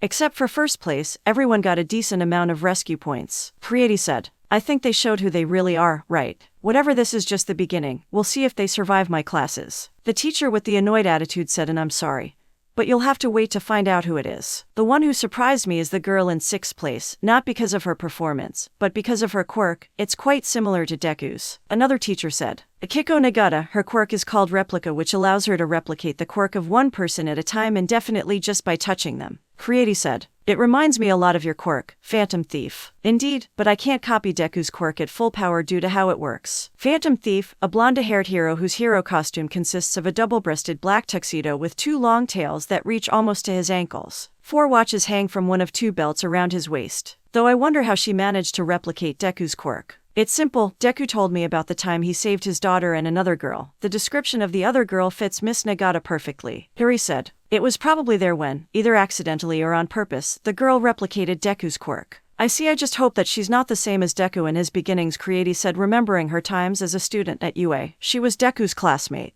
Though looking at her performance on the test, she does have some control with the quirk. While everyone is talking about the exam, a man with purple hair is quietly looking at the results. I'll be the judge of that. Bispin Middle School. Looks like this year 2 of our students got into UA. The school principal said to Akiko and Ryuko, who are in front of him. Their teacher, Professor Fukusawa, is also present. Especially you, Nagata. I'm surprised you entered. For the best, of course. WL. I tried very hard. Akiko said. I'm glad that your effort paid off, but let's not underestimate Midoriya's effort either. Getting into UA is a very important achievement. The principal said. Thank you, I worked hard, and I did it, but the best of all is that I will go to UA with my friend, Ryuko said. Both adults smile at the girl's excitement. Well, as the Bespin's principal and representative of the school, all I can say is congratulations and good luck with your studies at UA. The principal said. Thank you, both girls said, and that Akiko approaches to whisper something to Ryuko. Before we go, there's something I want to tell you, in private. After the principal dismissed them, both are behind a classroom, a place where they can talk alone. What, why you have a quirk, Ryuko said. Why yes, please lower your voice, Akiko said. I discovered it shortly before taking the entrance exam. Apparently I can replicate the quirk of a person I touch. That's cool, Ryuko said. Wait, that means you replicated someone's quirk. Whose quirk? Please don't spread this. I replicated Deku's quirk, Akiko said. What, when did that happen, Ryuko asked. Remember when he saved us? Well, apparently was that day. I did it accidentally, Akiko said. And why didn't you tell me before, Ryuko asked. Chu couldn't find the time to tell you, Akiko said. And I understand if you're mad at me, but I guess it's better to tell you now before you find out at UA. Suddenly Akiko feels how Ryuko hugs her. Of course I'm not upset, you told me and that's what matters. Ryuko lets Akiko go. Hey, and could you replicate my quirk? Well, yes, but I can only replicate one quirk at a time, and I would lose Deku's, and I think I'll stick with that quirk for now. Akiko said. I see, I guess you're right. Ryuko said. I can't believe it, my friend has my dad's quirk. After this conversation, both friends go home, looking forward to their first day at UA High School. Akiko finds herself wandering the halls of UA looking for her class. I was assigned to class 1A. I forgot to ask Ryuko-chan what class she got after a while searching. Ryuko finally finds the big door of her classroom. Well, here goes nothing. New school, new class, new classmates, a new opportunity to start from scratch. Upon entering the classroom, all eyes fell on her. Most of her classmates were already in the classroom. Among them she recognized two people, the boy who destroyed 0 points and the boy who tried to attack 0 points, with bad results. One of the two boys that she recognized, the blue-haired one, approached her with great speed and a smile on his face. Hey, it's you, glad to meet again, the boy said while giving her a thumbs up and a smile. It looks like we'll be classmates. I'm Dai Okubo, but please call me Dai, the boy, now identified as Dai, said, with a positive attitude, perhaps too much. Hello, it's nice to meet you, Daikun. My name is Akiko. Didn't finish speaking because someone interrupted her. Akiko-chan, we are in the same class. It's Ryuko, who just arrived. This is going to be awesome. So Akiko, that's a good name. Nice to meet you, my friend, Dai said. Just one day and you already made friends. I see you don't waste time, Akiko-chan, Ryuko said to then turn at Dai. By the way, I'm Ryuko Midoriya. Nice to meet you. Ryuko offers Dai a handshake. Without hesitation, Dai returns the handshake, with his excessive enthusiasm. A pleasure, Ryuko. I'm Dai Okubo, but call me Dai. Well, I already made a new friend, so that's good, I think, Akiko thought. She was going to speak, but a voice interrupted her, calling everyone's attention. You are all here, it's time to start. Everyone turns to see the direction of the voice and is surprised to see a guy hanging from the ceiling upside down. You couldn't notice my presence until I spoke. There's a lot to work on. The guy comes down from the roof. The guy has indigo-colored hair that flares out in large tufts around his head and notably straight teeth. His eyes are purple with white pupils and are thin and somewhat triangular in shape, pointing downward, with no visible eyelashes. He wears a short-sleeved black shirt, gray shoulder pads, fishnet arm sleeves and fingerless gloves. His pants are also black, with purple rings around the bottom, with a mini speaker on each end, and white boots with purple tips. In addition, he wears a device on his face, but now it's on his neck, and has a long cloth scarf around his neck. Everyone go to your seats. In the hero course you have to be ready all the time, the guy said. After everyone sat down, the guy continues. You took a long time to sit down, you must be faster. This time I'll ignore it, he said. My name is Hitoshi Shinso and I am your homeroom teacher. He is our classroom teacher. That means he is a hero. He looks familiar to me, but I don't remember who he is, Akiko thought. Shinso takes the clipboard from his desk. Very well, let's start this then. According to our itinerary, first you must go to the front and introduce yourself to the rest of your classmates. Yes, I don't think we will do that. There will be time for you to get to know each other. Everyone was surprised at this. Next, introduction ceremony with the director's speech. We're gonna skip that. It's a waste of time, Shinso said. Very well, with that we finished the introduction. It is time to move on to the good stuff. We weren't introduced to anything, that was the collective thought. Under your seats you will find your gym uniforms. Put them on and meet me in the training field in the back, Shinso said before leaving the classroom, leaving his students confused. Female changing room. It is our first day and we are about to have our first test, Akiko said. Our teacher is weird, but I don't think it's a test. Maybe he'll put us into training directly, Ryuko said. As positive and impatient as ever, Ryuko-chan, a girl said as she approached both of them. Said girl is tall with a mature physis. She has long black hair with streaks of white and red tied into a spiky ponytail with a large strand hanging on the right side of her face. Ryuko stares at her for a few seconds before launching into a hug. Hana-chan, Ryuko said with joy. I can't believe it. I didn't recognize you. You've changed a lot. And you haven't changed at all. The girl, now identified as Hana, said. Ryuko releases the hug. By the way, Hana-chan, this is Akiko-chan, my friend and classmate from middle school. Ryuko introduced Akiko. Akiko-chan, this is Hana-chan, my childhood friend. And nice to meet you, Akiko said with a bow. Likewise, Hana said. If it's not a bother, how do you know each other? Ryuko-chan said that you are childhood friends. Akiko asked. Our parents were classmates as well as good friends, so it's only natural that one day they introduced us to each other, Hana said. Well, I guess we shouldn't keep Shinso-sensei waiting. Training ground. Shinso is waiting for his students to arrive. After a little while of waiting, the 20 students arrive. You took too long, you must be faster, we can't afford to waste time, he said. Anyway, now that you're here we can start with the quirk comprehension test. Quirk comprehension test, what's that? A student said. You will do the same test that you did in middle school, only this time you will use your quirks. For better understanding, we will give an example. Shinso looks among the students and points to one of them who turned out to be Hana. You, Todoroki, you were one of the recommended students, right? Yes, sir, Hana said. Shinso throws a ball to Hana. So you will set the example. Step inside this circle and throw this ball as far as you can using your quirk. Just don't step out of the circle. Show us why you were recommended. Understood, sir. At that moment, Hana's right arm begins to create a hand cannon. Hana Todoroki. Quirk creation. Hana's quirk gives her the ability to create any non-living material, object from her exposed skin by transforming the molecular structure of her fat cells. In order to create something, she needs to understand the molecular structure of what the material, object is made of. Hana introduces the ball into the cannon and points to the sky. After pressing a button, the cannon fires, sending the ball flying far away. She inherited her mother's quirk, albeit with some improvements. Shinso watches intently as the cannon is sucked back into Hana's arm.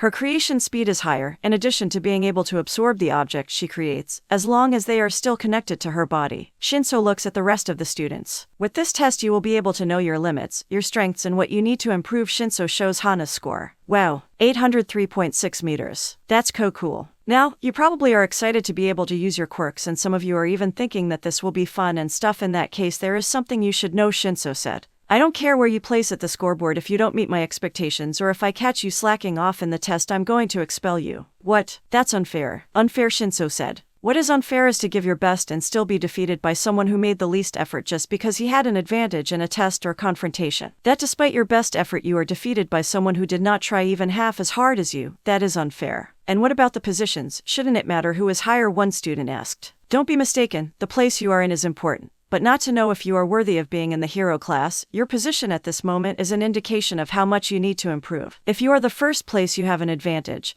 But you should not underestimate the rest of your classmates. If you are the last place, it means that you should work harder, Shinso said. For example, I bet you didn't know this, but Deku, the current #1 hero and symbol of peace, was last place in this test. This surprised everyone, Deku being the last place. Even Ryuko was surprised by this. Her dad never told her that. As you can see, being the last place doesn't mean you won't get anywhere. The important thing is how hard you work to get where you want to be, Shinso said. That's what our motto stands for, so give your plus ultra. After these words, everyone prepared for this test. First test, 50 meters run. The first two to do this test are Ryuko and a boy with short brown hair and green eyes. The boy carries a container on his back which is full of sand. Alright, start. The container on the boy's back opens and the sand begins to gather, creating a cloud of sand. The boy climbs on the cloud and begins to fly thanks to it. Hideki Asajiri. Quirk sand manipulation. Hideki's quirk allows him to control the sand at will. However, he cannot generate the sand. He has to control the sand that already exists. Ryuko wastes no time and quickly turns around, and a large amount of blue fire shoots out of her mouth, propelling her at great speed. Ryuko Midoriya. Quirk Fire Breath. Ryuko's quirk allows her to expel fire from her mouth, as well as giving her complete immunity to fire and high temperatures. Thanks to her father's One for All, the quirk has been enhanced and Ryuko is able to expel blue fire. Hideki scores a total of 4.07 seconds. Ryuko scores a total of 4.57 seconds. Shinso just watches and writes down the results. Alright, the next two. Introduction ceremony. While Class 1A is on their own business, the rest of the first-year classes are at the introduction ceremony. While the principal is speaking, behind him are the teachers. While they are there, one of them notices the absence of Class 1A. Hey, he whispers to the teacher next to him. Who is Eri? There's a missing class, right? Eri looks at the students and notices the absence. She just smiles. Yes, it's Shinso's class. Eri said. It's the first time you're at an introduction ceremony, right? Yes, I'm usually in charge of the upper classes. The professor said. Well, you should get used to it. Shinso is someone who doesn't like to waste time, and he takes advantage of the teaching freedom to skip this ceremony and go directly to the quirk comprehension test with his class. Eri said. It's only the first day, shouldn't he take it more lightly with his students, he asked. Shinso is quite a strict teacher. Eri said. You see, unlike us, he failed the hero course entrance exam and was placed in the general studies class. That's because his quirk didn't work well in the practical part of the exam. It wasn't until his participation in the sports festival that he caught the attention of one of the UA teachers at the time, Eraserhead.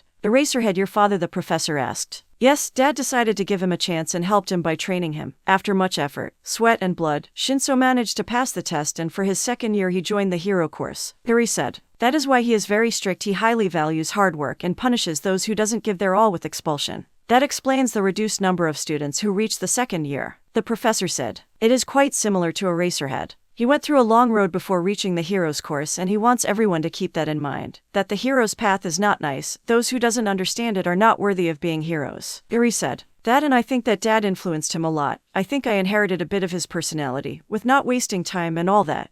Back with Class 1A, it's Akiko's turn in the 50 meters run. Next to her is the boy who destroyed 0 points in the entrance exam. Alright, start. Akiko quickly activates the full cowl and starts running, while the boy stays still, and concrete is generated under his feet which begins to move in the direction of the goal. It looks like he's surfing on the ground. Yasuo Yuta. Quirk concrete. Yasuo's quirk allows him to create and control concrete. Yasuo scores a total of 3.50 seconds. Akiko scores a total of 4.30 seconds. Grip strength test. Alright, I have to give my all, Dai said, more like screamed, as he surrounded himself with a green aura, more intense than the one he used in the entrance exam. Dai scored a total of 250 kilograms. Using the full cowl at full power that she could use at the moment, that being 10%, Akiko manages to score a total of 220 kilograms. Long jump. It is the turn of a boy with short light blue hair and yellow eyes. The boy takes a taser out of his pocket and turns it on, but the electricity produced by this device is absorbed by the boy. It's my turn, he said. Shota Himada. Quirk energy absorption. Shota's quirk allows him to absorb any type of energy, store it within his body and later use it in different ways, either attacking with energy blasts or levitating in the air with the same energy. However, Shota can't generate his own energy. He must absorb it. Shota uses his energy to levitate and propel himself, making it past the entire sand pit. Thanks to One for All and Full Cowl, Akiko also manages to pass the entire sand pit. Ball throw. A girl with a slim build and dark blue hair with several streaks of bright yellow which reach her shoulders, pale skin and eyes that are the same color as her locks of hair, bright yellow, is standing inside a circle. It's my turn, she said with a low voice. Out of nowhere a bat made of solid light appeared in the girl's hands. With this bat she hits the ball, sending it flying. Yuna Tomura. Quirk hard light. Yuna's quirk allows her to create and use different tools made of light. However, she cannot create light out of nothing. There must be a source of light from which she can create the tools. The tools cannot be too complex in terms of operation. The sun provides me with an unlimited source of light. Yuna thought. I still don't like going out. Shinso shows Yuna's score. 180 meters. Next one, Shinso said. Nagata. Akiko enters the circle and takes the ball. With a sigh she activates One for All and Full Cowl. Without thinking twice she uses all her current power to throw the ball as far as possible. 356.2 meters. Interesting, she has a good level of control. At least she won't have as complicated as Deku, Shinso thought.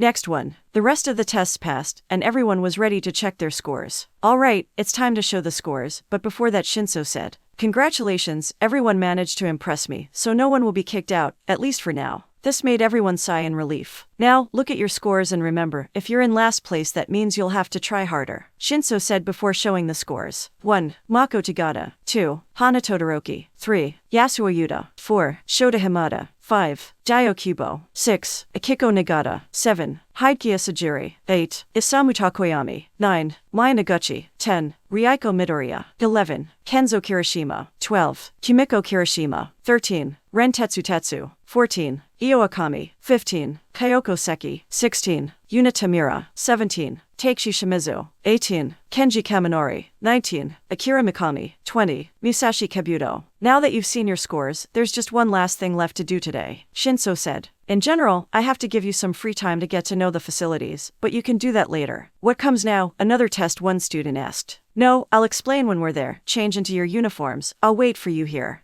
Heights Alliance. Class is located in front of the Heights Alliance building. The Heights Alliance dormitories are large buildings with 5 floors separated into 2 wings. Each building has its respective class name posted above a sign that reads Alliance. Each building is circled by low hedge bushes that leave a path open to the entrance. The entrance is comprised of 2 sets of double doors. Alongside the pathway are 2 park benches and 2 towers with lights on them. The first level of the building is white while the upper levels are colored brown on the outside. And here we are, Heights Alliance, Shinso said. As you may already know, we have a dormitory system here at UA. This is where you will live while you study at the UA. The ground floor is the common room as well as the kitchen, dining room, bathrooms, showers, and laundry. As an added note, the bathrooms and showers are separated by gender. Without wasting time, everyone enters the building. Shinso quickly hands them a sheet with the distribution of the dorms. This is the distribution of dorms. Your rooms start from the 2nd floor. Each one is equipped with the necessary air conditioning, bathroom, refrigerator, and a closet. Cool. This place is bigger than my house. This is going to be very exciting, don't you think so? Akiko-chan Rieko asked to her friend.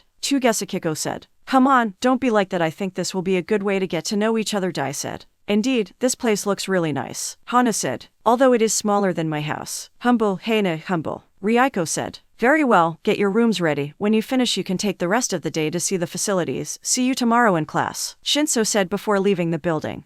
Nighttime. Akiko's room. Akiko lays down on her bed, ready to rest. Finally the first day of school is over, and wow, it was a hard day, first to test and then to fix her room. But not the whole day was hard. After finishing fixing the rooms, all her new classmates introduced themselves and she also to them. Akiko and the others also toured the main facilities of the school, mainly the classrooms, the infirmary, the support workshop, and the cafeteria. The first day is over. I hope the others are not as difficult as this one. With nothing else to do, Akiko lets sleep take over her.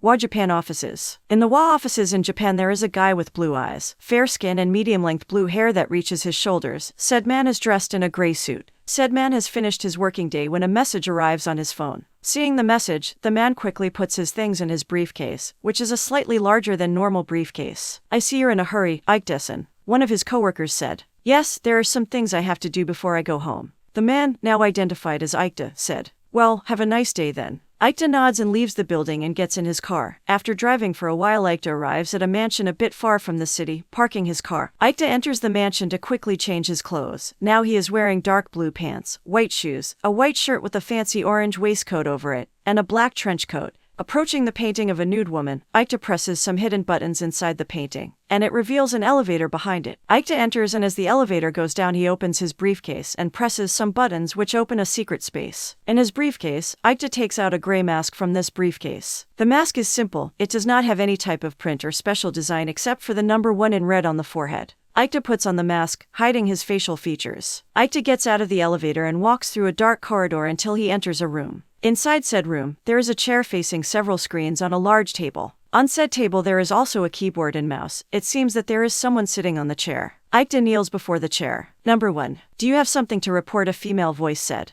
Yes, Ike said. I received the report from number 62. The target has entered UA. The woman sitting in the chair stops what she was doing and stands up. The woman turns and looks at her subordinate. Said woman is a tall, curvaceous woman, and has long black hair that reach her hips, like Ike. She has a simple gray mask that hides her identity and all of her facial features, but unlike Ike, her mask has the capital letter A in red on the forehead. The woman is dressed in a black leather skin-tight bodysuit, boots with black heels, spiked bracelets, and her fingernails are painted black. Finally, we've waited so long for this moment, we can finally start. The woman said.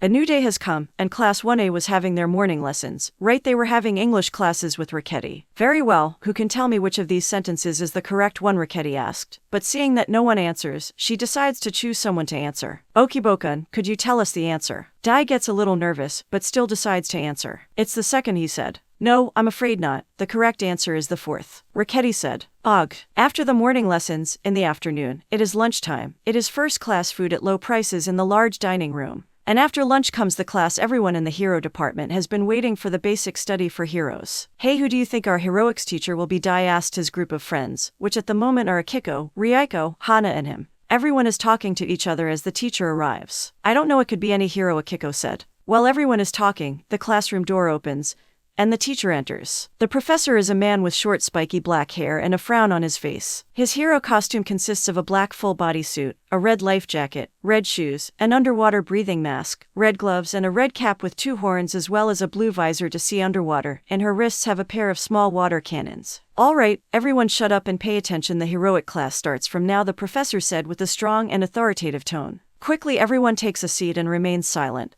They don't want to anger their teacher who seems to be in a bad mood. I am Kota Izumi, also known as the Hero Water Hose, and I will be your heroic class teacher, Kota said. Everyone is somewhat nervous about their teacher's attitude. However, there is someone who reacts differently from the others. Ryuko, seeing Kota, recognizes him, but her reaction is fear. Oh no, she thought. All right, this will be our first lesson, combat training, Kota said. This made everyone a little excited. Finally, they will be able to demonstrate their skills. This is not for fun, Kota scolded the class. With these combat training you will learn the basics as well as being able to put it into practice. It's not a game, it's serious. Everyone remained silent. Obviously, in order to carry out this exercise, you will need this. Kota pushed a button and from the wall a lot of briefcases emerged. Your hero costumes. Seeing the costumes, everyone gets excited again. Finally, I've been waiting so I can put on my costume, a boy with dark violet short hair said. However, the boy is sprayed by a stream of water fired by Kota. Wrong, hero costumes are not for looking cool, Kota said. The costumes must be designed to blend with you, enhance your strengths and compensate for your weaknesses. This class will also help you realize that so you can make the necessary improvements to your costumes. His teaching method may be somewhat aggressive, but it still works, Akiko thought. Now go change and then meet me at the beta training ground, Kota said. Yes, sensei. Locker room. Girls' side. I have waited for this moment, Ryuko said as she opens the briefcase with her hero outfit inside. Akiko smiles at her friend's excitement and can't blame her, she's excited too. And that emotion turns into confusion when she opens her briefcase. This is not what I ordered. Meanwhile, in another hero school in Japan, a girl opens her briefcase to see her hero outfit. Wait, this is not what I ordered. Back at UA, beta training ground. Everyone stepped in the room, dressed in their respective hero costumes. Everyone will be surprised to see that Kota is not the only teacher in the room. Eri is also there. Finally everyone arrived, Kota said. Akiko is a little nervous, her hero costume is not as she requested. Her hero outfit consists of a purple leotard with black stripes on the sides, long black gloves that reach above her elbows, a pair of purple bracelets, and a pair of black boots with purple details which reach below her knees. The entire suit is skin-tight and somewhat revealing. Akiko, Ryuko, Hana, those are your outfits, you look great, Dai said, approaching his three friends. Dai, for his part, his hero costume consists of a green full-body suit, a red belt, a green vest, a pair of orange gloves with steel knuckles, and a pair of orange boots which have steel soles. Ryuko's outfit consists of baggy black pants with flame details, black boots, a black and red tank top, and red gloves in addition to a mask in the shape of two dragons with their mouths open, exposing Ryuko's mouth. For her part, Hana's outfit is simpler. Her outfit consists of a red top leaving her stomach, arms and back exposed, red pants and white boots. Thanks, you look pretty cool too, Ryuko said. Dai was going to say something but Kota interrupts him. Alright, the time to talk is over, it's time to start the exercise. He said, as you can see, Time Nurse is joining us today. That's because she will help us in today's exercise. And what will today's exercise be about? Very simple, it will be a battle training. Kota said. I'll just add extra rules. Battle training. Yasuo thought. This will be interesting. Yasuo's hero outfit consists of a black leather jacket, black pants, and gray boots, along with gray gloves and a white belt. The exercise consists of rescuing the hostage. Kota said. 2 teams of 2 people will face each other. One of them will have the role of hero and will have to rescue the hostage, while the other team will have the role of villain and will have to prevent the hostage from being rescued. How will the teams be formed? A boy with shark features asked. Who will be the hostage? A girl with wolf ears asked. What determines victory? Hana asked. If you keep quiet I can explain things, Kota said. Teams will be randomly formed. Is that the right thing to do? A boy with pink skin, black hair and a horn asked. Well, there are times when heroes have to work with the first hero they come across, Akiko said. That is correct, good thinking, Kota said. Now, for the hostage, Time Nurse will help us with that. She will play the role of the hostage. They all turned to Sayuri. Give all you have, she said. Now, to finish I will give you the conditions for victory. I will only say this once, so pay attention, Kota said. For the team of heroes, you have to manage to rescue the hostage before the time is up. Sounds pretty simple. Now, the villain team will have to make sure that the heroes don't rescue the hostage before time runs out, Kota said. Finally, there is a third way to win which applies to both teams. Time Nurse will be giving you some capture tapes. And just as Kota said, Eri begins to hand out a capture tape to each one. As its name implies, the tape can be used to capture an opponent. If you are captured you will be automatically eliminated, Kota said. If the team manages to capture both members of the opposing team, they will automatically win regardless of the time remaining. It makes sense, if a team is eliminated there will be nothing to prevent victory, Hana said. This will be exciting. I doubt very much that you think that when I explain the last rules, Kota said. There are ways for both teams to lose. What? Kota smiles. First rule, excessive destruction. If the building where the test takes place suffers a certain amount of damage both teams will be disqualified. Isn't that excessive? A dark violet-haired boy asked. No, if the building suffers damage and collapses, not only the heroes will have failed, but also the villains. Because what's the point of taking refuge in a building if you're going to tear it down? It's stupid, Kota said. That brings me to the second rule. If the hostage takes a certain amount of damage both teams will be disqualified. I can understand why the heroes would lose if the hostage were hurt, but why would the villains lose too? A blonde girl asked. What good would a dead hostage do to a villain? Kota asked, and nobody answered. That's what I thought. I thought that being our first class this would be easier, but Kari-sensei is much stricter than Shinso-sensei, Akiko thought. Very well, if there are no more questions we will start with the creation of teams and then we will start with the exercise, Kota said, and then uses the computer to create the teams. The wonders of technology. If you look at the screen you can see your teammates. The teams are the following. Team 1, Kenji Kaminari and Akira Mikami. Team 2, Io Akami and Kumiko Kirishima. Team 3, Hana Todoroki and Shota Hamada. Team 4, Ryuko Midoriya and Kenzo Kirishima. Team 5, Haikia Sajiri and Yuna Tamura. Team 6, Ren Tetsutetsu and Mako Tagata. Team 7, Kyoko Seki and Isamu Takoyami. Team 8. Yasuo Yuta and Musashi Kabuto. Team 9. Mai Noguchi and Takeshi Shimizu. Team 10. Akiko Nagata and Dio Kubo. When seeing the teams, each one meets with their respective teammate. Akiko, it must be Fate, our first exercise, and we will team up, Dai said excitedly. And it's definitely Fate, as the teams I made were genuinely random. I generated them randomly. And that's how they came out. The same goes for the fights that will take place. I generated them randomly. Why yeah, what are the odds? Akiko said. Now that we have the teams, it's time to see who will face off first. Let the computer do its job. Koda said while pressing a button. The computer creates the first match. Very well, the first teams to face each other will be these. Heroes Team 1 versus Villains Team 4. Team 4, take area and enter the building. You have 5 minutes to prepare, Koda said. After that, Team 1 will enter the building, starting the exercise with Team 4. Sorry, missed time, nurse, Kenzo said while tying the hands of Eri, who was sitting on a chair in the middle of the room. Kenzo is a pink-skinned, muscular young man of average height, and a rather impressive physique for his young age. His hair is black and just under shoulder length, with some shorter bangs between his eyes and a yellow horn protruding from his head. He has somewhat square-shaped eyes with black sclerae and yellow irises. His costume consists of a black sleeveless full-body suit, a pair of gray boots, and a gray mask. Don't worry, you are just fulfilling your role in the exercise, Harry said. All right, we have a few minutes to get ready. Do you have any plans? Ryuko asked. I have an idea. We could barricade ourselves here, Kenzo said. We would need something to block the entrances, Ryuko said. I can take care of that, Kenzo said. Kenzo puts his hands together and a liquid comes out from between them which covers the door, and after a few seconds this liquid hardens, creating a wall. Kenzo Kirishima. Quirk hard acid. Kenzo's allows him to secrete an acidic substance which can harden whenever he wants as long as he has contact with this substance. That's so cool, Ryuko said. Now we just have to do the same with the other entries and we will be fine. I'm on it, Kenzo said.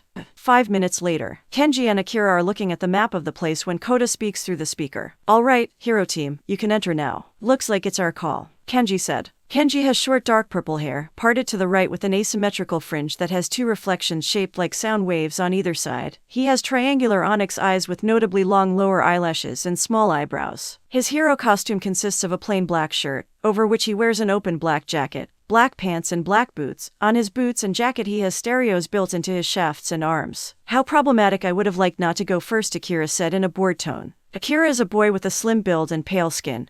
He has long white hair, his eyes are green and has red circles under his eyes. His expression is bored. His hero costume consists of a light lavender, loose-fitting, long-sleeved zip-up jacket, short black mid-calf pants, bandages wrapped around his ankles, boots, and a purple belt. Look at it this way, the sooner we do this, the sooner we're done, Kenji said. Meh, Akira said. Let's get this over with. They both enter the building, but at the entrance Kenji stops his steps. Wait a moment. Kenji places his hand on the wall and closes his eyes. After a few seconds he opens them again. They are on the top floor. Let's go then, Akira said. The duo of students continue their way to the top floor, thus finding the entrance blocked. I see why everything else was empty. They barricaded themselves in here, Kenji said as he touches a tip of the material that covers the door. This tip separates from the rest and falls to the ground, slowly beginning to melt it. This stuff has acidic properties. Interesting. At that moment Akira stands in front of the blocked door. How problematic. I'll take care of this wall, he said. At that, several bones emerge from Akira's right arm, which cover the entire arm and hand. Akira Mikami. Quirk bone production. Akira's quirk allows him to generate calcium and grow his bones outside of his body. With his bones he can create various things: shields, swords, spears, and even bone armor. Akira hits the wall with his bone-covered arms, breaking it.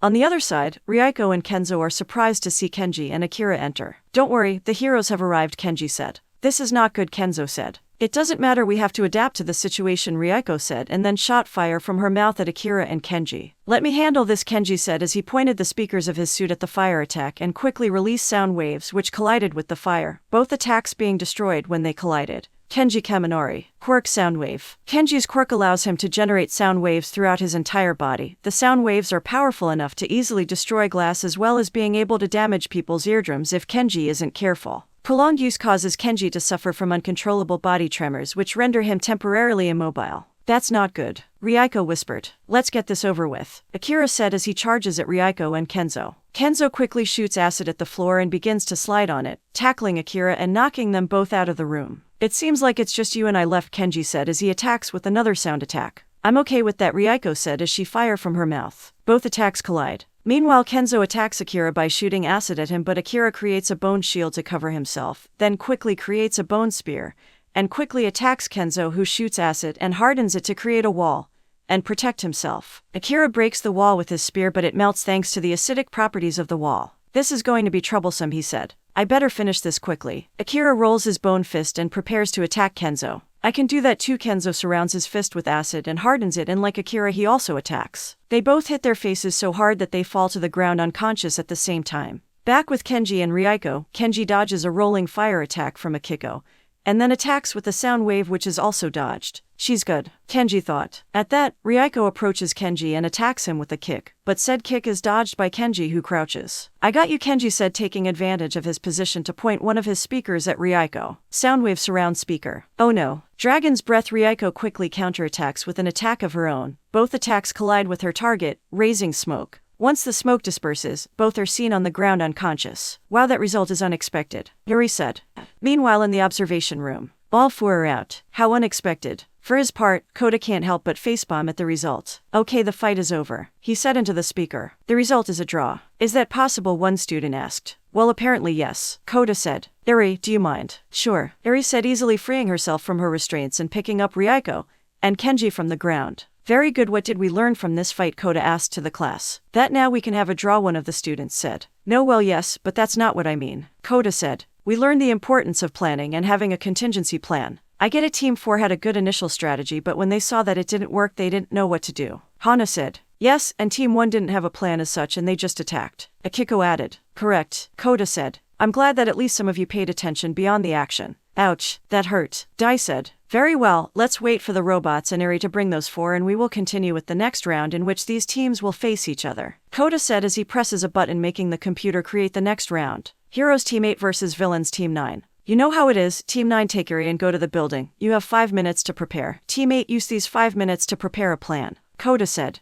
With Team 8. Yudesan, don't you think we should plan something? Yasuo's teammate, Musashi Kabuto, asked. Kabuto is a short boy with a simple appearance. His hair is black and reaches his shoulders. His eyes are dark yellow and one of them is covered by his hair. His hero costume is simple. It consists of a black t-shirt with several white musical note symbols, black pants, and white boots. On his neck he has various speakers. I'm here, we don't need a plan, Yasuo said. Are you sure? Kabuto asked timidly, but Yasuo's cold gaze made him back away. Oh, okay. 5 minutes pass and Yasuo and Kabuto enter the building. They both walk in silence through a hallway when suddenly they see someone running towards them. It's Mai Noguchi from Team 9. Mas is a girl with pale skin, light blue hair and eyes. Her hair is short except for a lock which reaches her chest. Her hero suit is none. Mai is apparently bright blue and appears to be made of a goo. I got you, Mai said. Predictable, Yasuo said, raising 2 fingers, and suddenly a concrete pillar emerges from Mai's feet and crushes her against the ceiling, splashing a blue substance. Wow, Kabuto said. Let's go. Yasuo orders and they both continue on their way. After a few seconds the blue substance begins to gather and Mai reforms. Mai Noguchi. Quirk slime. Mai's quirk gives her a body made up of slime. She can alter her body, become slimy, and can even shapeshift into someone else or an animal. However, shapeshifting is limited to people or animals with similar in size to hers, in addition to the fact that her body is quite fragile as it is made of slime.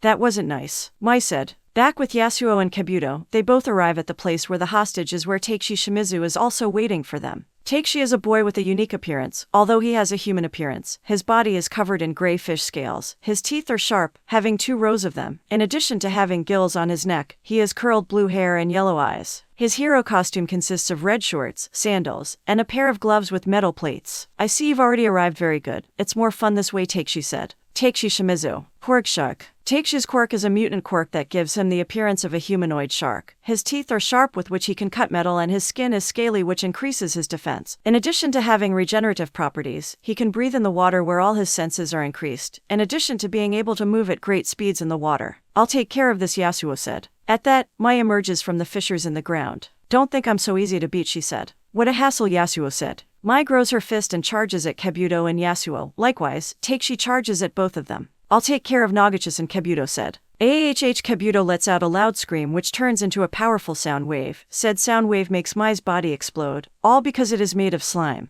Musashi Kabuto. Quirk siren song. Musashi's quirk allows him to use the power of his voice for various things. He can use sound waves to attack or use sound frequencies to control people's minds. Mai, Takeshi said. Not bad, Yasuo said as he extended his arms, causing the ground beneath Takeshi to open and he fell to the floor below. But I can take care of things on my own. Alright, Kabuto said. Anyway, release the hostage and I'll open a safe path, Yasuo said, and Kabuto does as indicated. Yasuo points his hands towards the wall and extends it, causing the wall to open, then creates a set of concrete stairs which he and Kabuto used to get Eri out of the building. Teammate wins, Kota says from the speakers.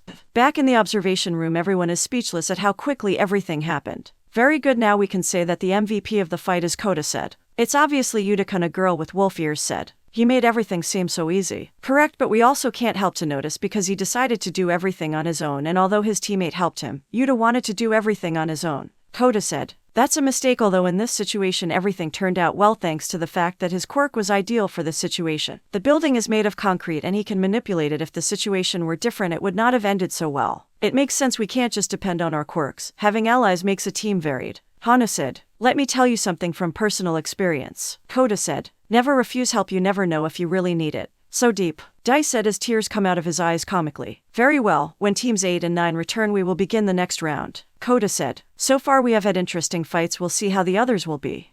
Very well, the next teams to face each other are the following. Kota said as he pressed the button to create the next fight. Heroes Team 2 versus Villains Team 3. Looks like it's my turn. Hana said. Good luck, Hanech, and Ryuko said. I bet you'll do much better than me. You didn't do it wrong, just don't be so impatient next time. Hana said. Shall we go, Hamada-kun? Alright, her teammate, Shota Hamada said. Shota's hero costume consists of black pants, black boots with metal soles, a white belt with several tasers on it, a red sleeveless vest which is open showing Shota's bare chest. He also has a pair of black gloves which on his wrists are tubes that lead to what appear to be 2 giant batteries on his back. The batteries appear to be empty. We should study the building and look for the best tactics against our opponents, Hana said as she and Shota enter the building. Alright, Shota said.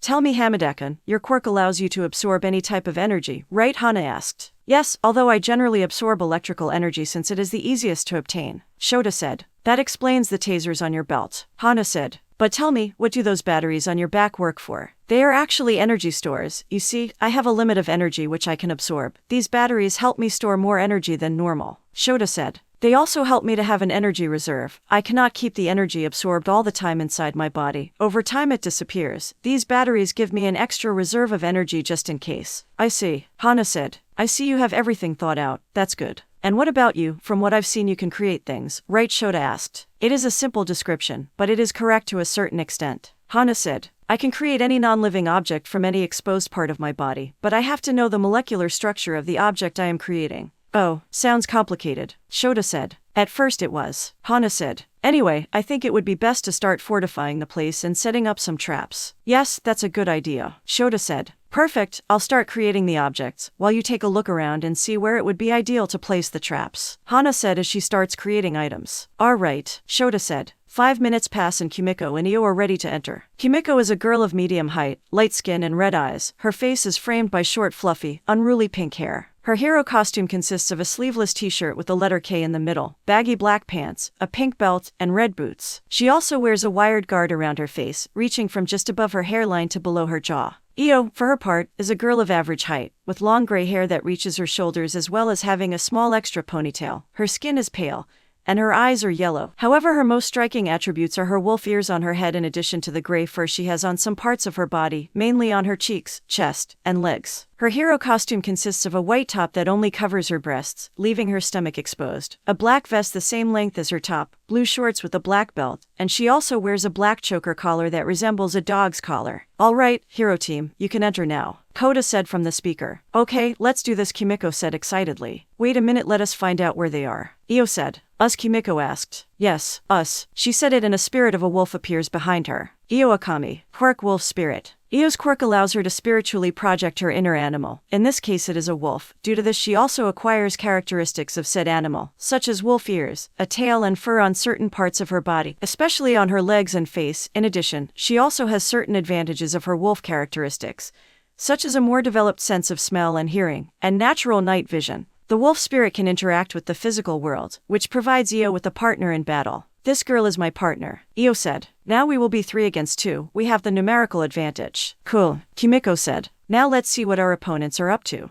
After saying this, Io crouches down and closes her eyes, concentrating on her sense of hearing. Meanwhile her wolf begins to sniff around. What are you doing? Kimiko asked. I'm trying to listen to where our opponents are while my partner is sniffing out their locations, Io said. Alright, we got them. What do you have? Kimiko asked. The hostage is on the 3rd floor. Our opponents are on the same floor but they don't move, probably waiting for us, Io said. But we must be careful, something smells strange on that floor. Don't worry, I'll cover us if something happens, Kimiko said. Let's go, I'm going ahead. Back with Hana and Shota. They're inside, Hana said while using a listening device. It seems they know where we are, get ready. I'm ready, Shota said as he takes one of the tasers from his belt.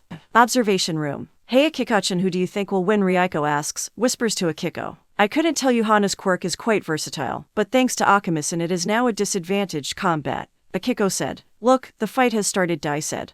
Back with the confrontation, Hana creates a shield to cover herself from Kimiko's blow, but the shield, which is made of wood, breaks when hit by Kimiko. Kimiko Kirishima. Quirk acid hardening. Acid hardening allows Kimiko to harden her body to achieve great defense. Hardened skin can generate acidic properties when she needs it. Her skin turns pink when it hardens. It won't be so easy to stop me, Kimiko said. I know, but that's not all I have. Suddenly, in her hands, Hana shows a flashbang grenade while she has some sunglasses on her eyes. Bye. The grenade explodes and blinds Kimiko for a few seconds. Upon regaining her vision, Kimiko watches as Hana runs away, waving at her. Come back here, Kimiko said, chasing after Hana. For his part, Shota dodged the attacks of Io's wolf. This thing is annoying. Shota uses his quirk to levitate and then fires an energy beam at the wolf. However, the wolf dodges the shot and tries to attack Shota, but he moves in the air to dodge it and then hits him to knock the wolf down. Where's Okami, he thought. Meanwhile, Io is alone searching for the bomb. Now that they're both busy, I'm free to search. Io crouches down and begins to sniff the ground in search of the hostage. I got it. Io continues on his way until he finds the room where he is. Too easy. Io enters the room but does not realize that she steps on a rope, causing a flashbang to fall. How the grenade explodes, blinding Io, who takes a few steps to the side.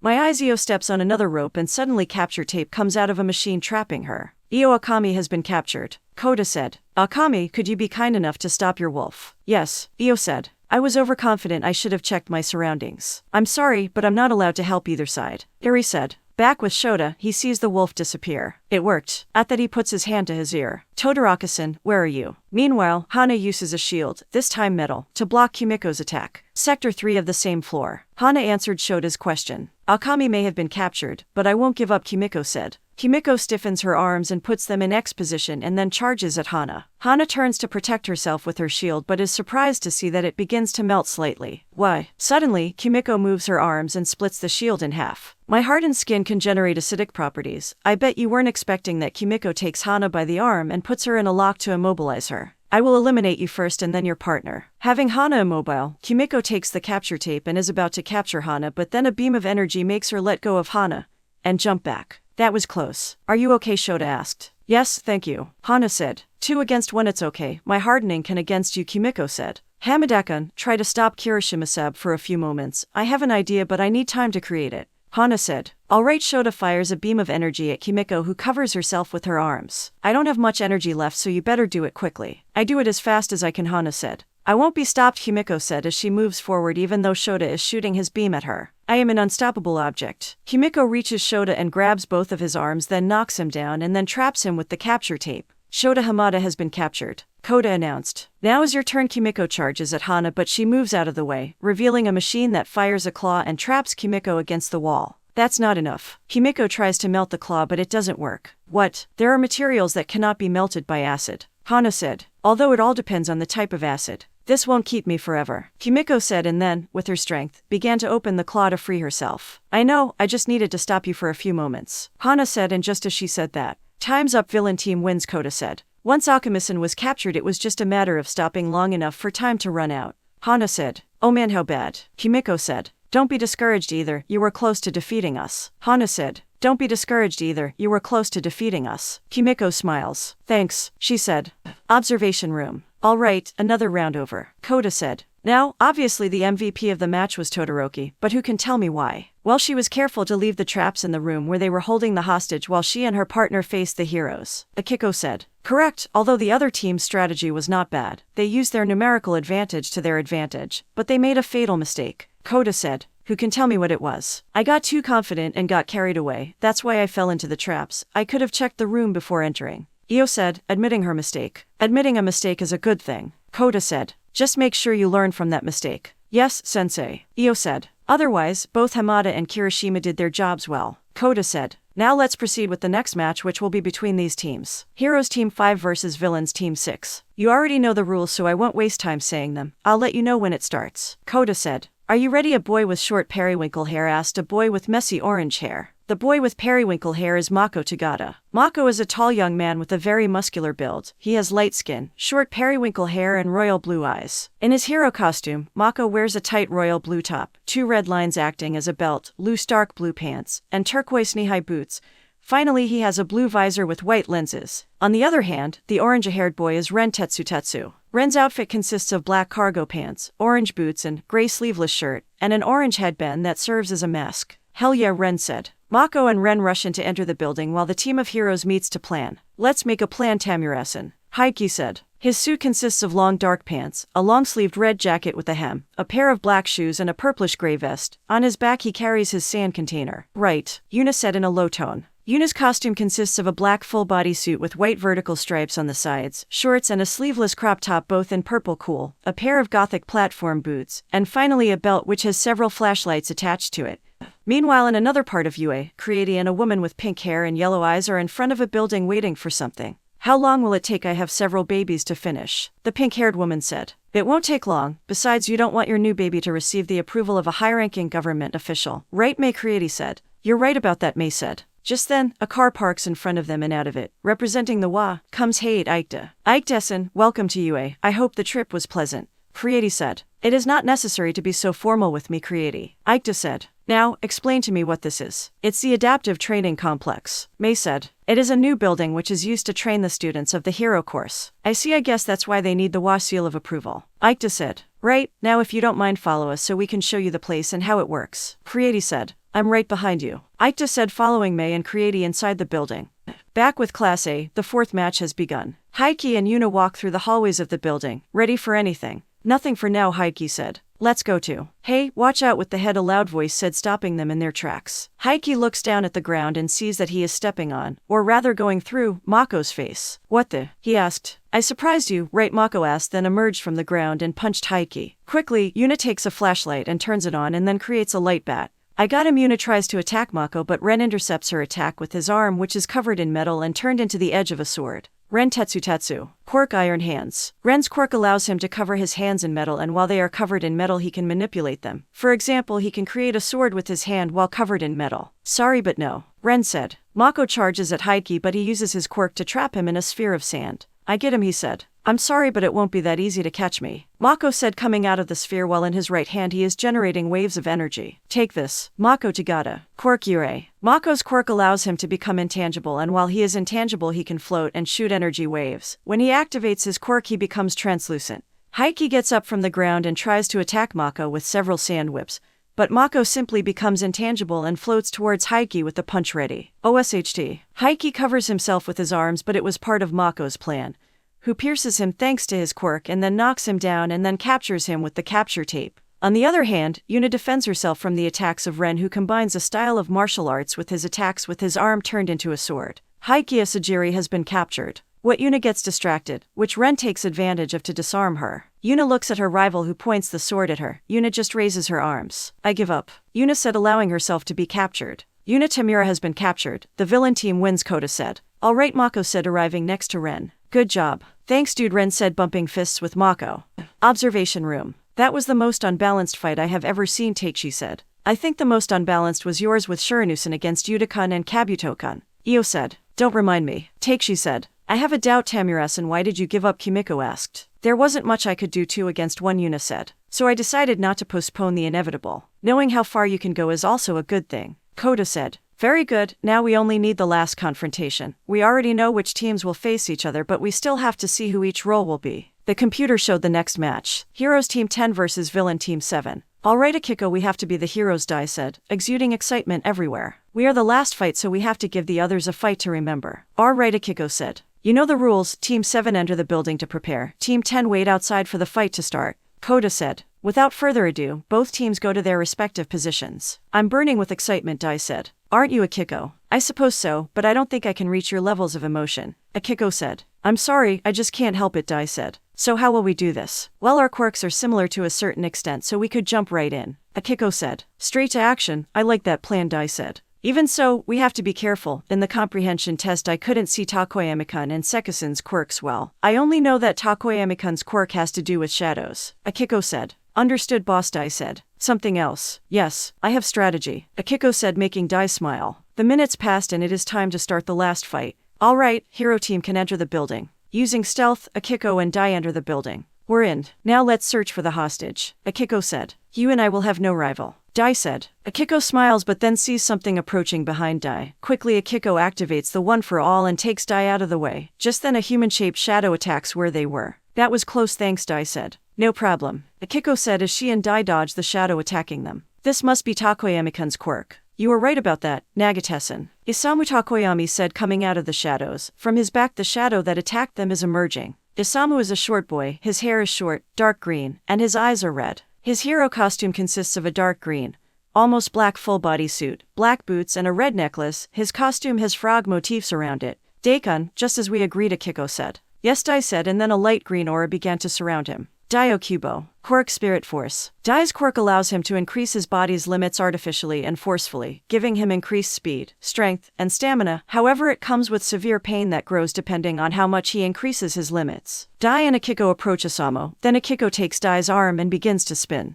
Ninjin, Isamu said, and his shadow, named Ninjin, charges at Akiko and Dai. Let's go, Akiko said, throwing Dai. The throw had enough force and speed to pass Ninjin. Alright, Dai said, landing and then sliding between Isamu's legs and then runs away, who only remains confused. What Isamu said. The objective is to rescue the hostage, Akiko said as she dodges Ninjin and tries to attack Isamu. However, Ninjin gets in her way. It's like a guardian dog. A very effective one. I'm sorry, but you had more opportunity when you were 2 against 1. Now Ninjin can focus on you without worries, Isamu said. That doesn't matter, the important thing is to keep yourself busy here, Akiko said, making Isamu raise an eyebrow. Meanwhile, Dai runs at high speed thanks to his increased speed. I have to find the hostage. At that, Dai looks into a room and can see Eri in a chair. Akiko, I found the hostage. I will proceed to the rescue, Dai said through the communicator and quickly goes to the room where Eri is. However, at the door he crashes into something invisible. You didn't think it would be so easy, Kyoko Seki said behind the invisible barrier. Kyoko is a girl with light skin, green eyes. Her face is somewhat masculine and could be mistaken for a boy. Her hair is blonde and short,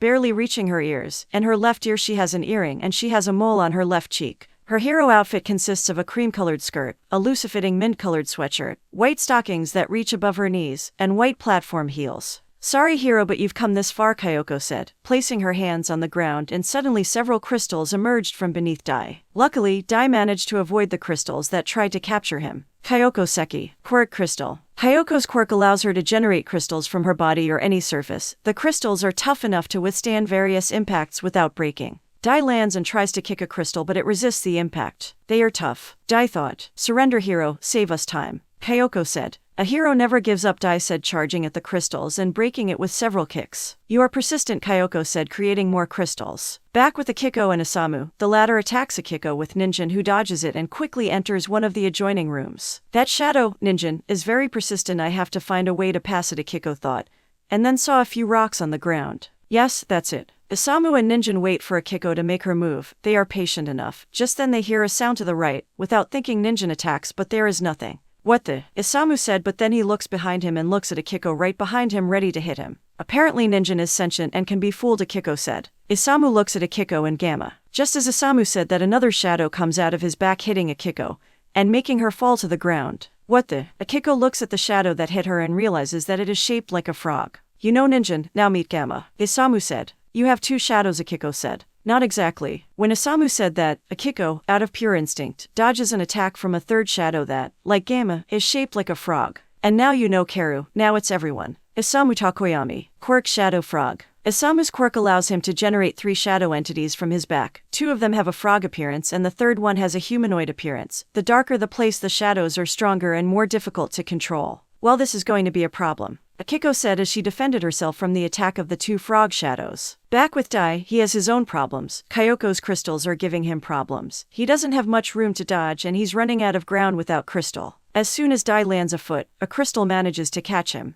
Oh no, Dai said before being trapped inside a crystal. You're not out since I didn't capture you with the capture tape, but this will keep you still long enough until time runs out, Kyoko said. I think I screwed up, Dai thought. Meanwhile, Akiko is being pushed by the 2 frog shadows until they have her against the wall. I need more strength, Akiko thought.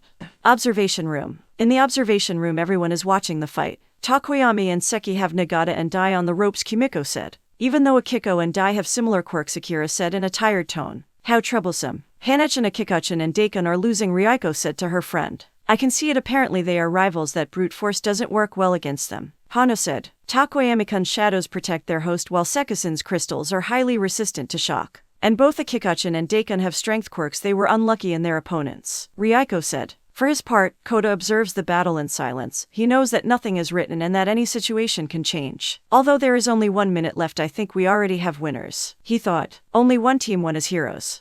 Back with Akiko, she is being pushed against the wall by the shadows. They are not hurting her as such, just holding her back. I have to free myself. This is going to hurt. Akiko said while little by little the percentage of one for all increases. At the moment I can only control 10% without hurting myself, but I have to increase it. Meanwhile, Dai tries to escape from the crystal but can't. It seems I have no choice. This is going to hurt. Dai thought as he relaxes and then puts his arms in X position. Spirit Force. Level 2. Back with Akiko, she begins to increase the percentage until she feels that the shadows no longer exert force. Very good, one for all 15%, she thought as she puts her feet on the wall, and then pushes herself, pushing the two shadows to the sides. Now it's your turn, Akiko said. Thanks to the momentum she heads towards Isamu, who is surprised. Ninjin. After saying that, Ninjin appears between Akiko and Isamu, causing Akiko to hit him with a punch. Back with Dai, the aura around him becomes more violent. Spirit Force Level 2, he screamed, and then with a punch breaks the crystal that trapped him. What, Kyoko said, completely surprised. Now is the time, Dai said, charging against the glass that covers the entrance to the room where the hostage is. Hammer punch, dynamic entry, Akiko and Dai said as they hit their respective targets. Akiko at Ninjin and Dai at Kyoko's crystal. Kyoko is surprised to see that Dai broke her glass, but she didn't have time for more as Dai hit her with another kick, sending her flying and colliding slightly against the wall. With no time to waste, Dai takes Eri in his arms and, after observing the room, breaks a hole in the wall with a kick and jumps to leave the building. Wait, we're on the 3rd floor, Eri said, but Dai still jumped into the hole in the wall. On the other hand, Isamu is surprised to see that his 3 shadows were knocked down. Then Akiko tackles him and immobilizes him on the ground. I got you, she said. It didn't hurt as much as I thought. At that moment, Dai lands on his feet outside the building, creating a small crater upon impact. The hostage is safe, he screamed. The hostage is safe, the hero team wins, Koda said. Akiko sighs as she deactivates One for All and then stands up and helps Isamu up. Good fight, Akiko said. Same, Isamu said, shaking hands with Akiko. Observation room. Good job, everyone. I see that you are not as bad as I thought, Koda said. Hey, was the class reaction. We had a draw, 2 victories for the villains and 2 for the heroes, quite balanced, Koda said. With this we finish today's class. I am going to pass the results of the combats to your teacher, but that is all for now. You can go.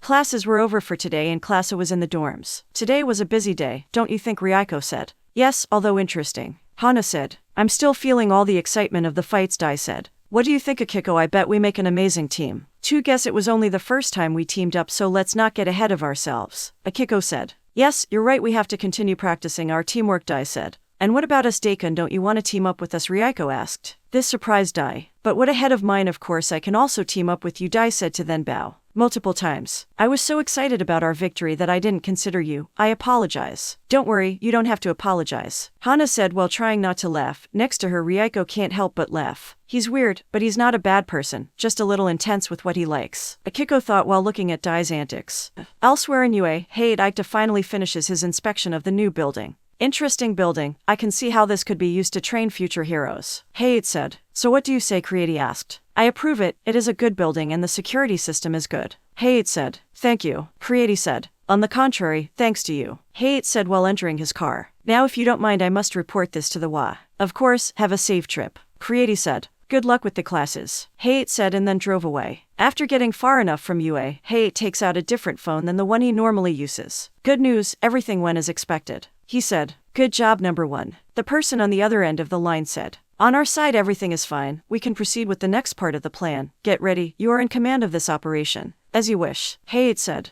A new day has arrived and Akiko wakes up in her room. A new day has begun, she thought as she gets up from her bed and changes into her school uniform. After going down to the common room, Akiko runs into her 2 friends, Ryuko and Hana. Good morning, Akiko-chan, Ryuko said. Good morning, I guess you're going to have breakfast too, Hana said. Why yes, I guess you do too, Akiko said. Yeah, let's have breakfast together, Ryuko said. The 3 of them together head to the kitchen to look for some breakfast. Their surprise was when they saw Dai in the kitchen with an apron with the word youth on it. Good morning, girls, Dai said with his always excited attitude. I went ahead and prepared breakfast for everyone. And indeed, there are 4 empty plates on the table. Please, sit down, Dai said. Did you make breakfast for all of us, Hana asked. Of course you are my friends, Dai said. It is very nice of you, thanks, Ryuko said. Indeed, thank you, Hana said. You don't need to thank me, I do it because I want to. Dai said. Now please take your seats. Akiko, Hana and Ryuko sit down while Dai takes the frying pan. So what's for breakfast today? Ryuko asked. After a busy day like yesterday it is necessary to recover energy, Dai said.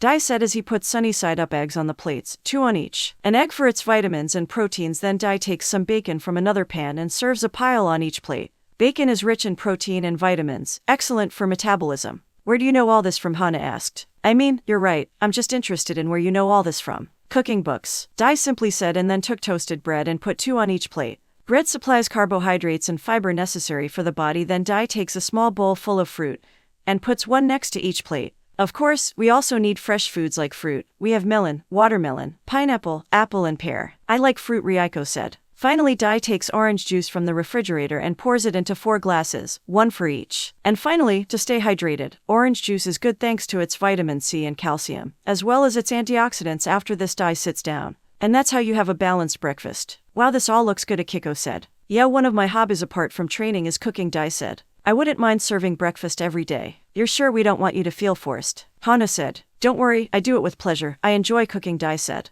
Oh well, it's time to eat. Itadakamasu, the 4 say to start eating their breakfast. This is so good, Ryuko said. Indeed, it is a complete and simple breakfast but full of flavor. Hana said. You're very good at cooking, Deku, Akiko said. Thank you, Dai said. Without further ado, the 4 continue with their breakfast.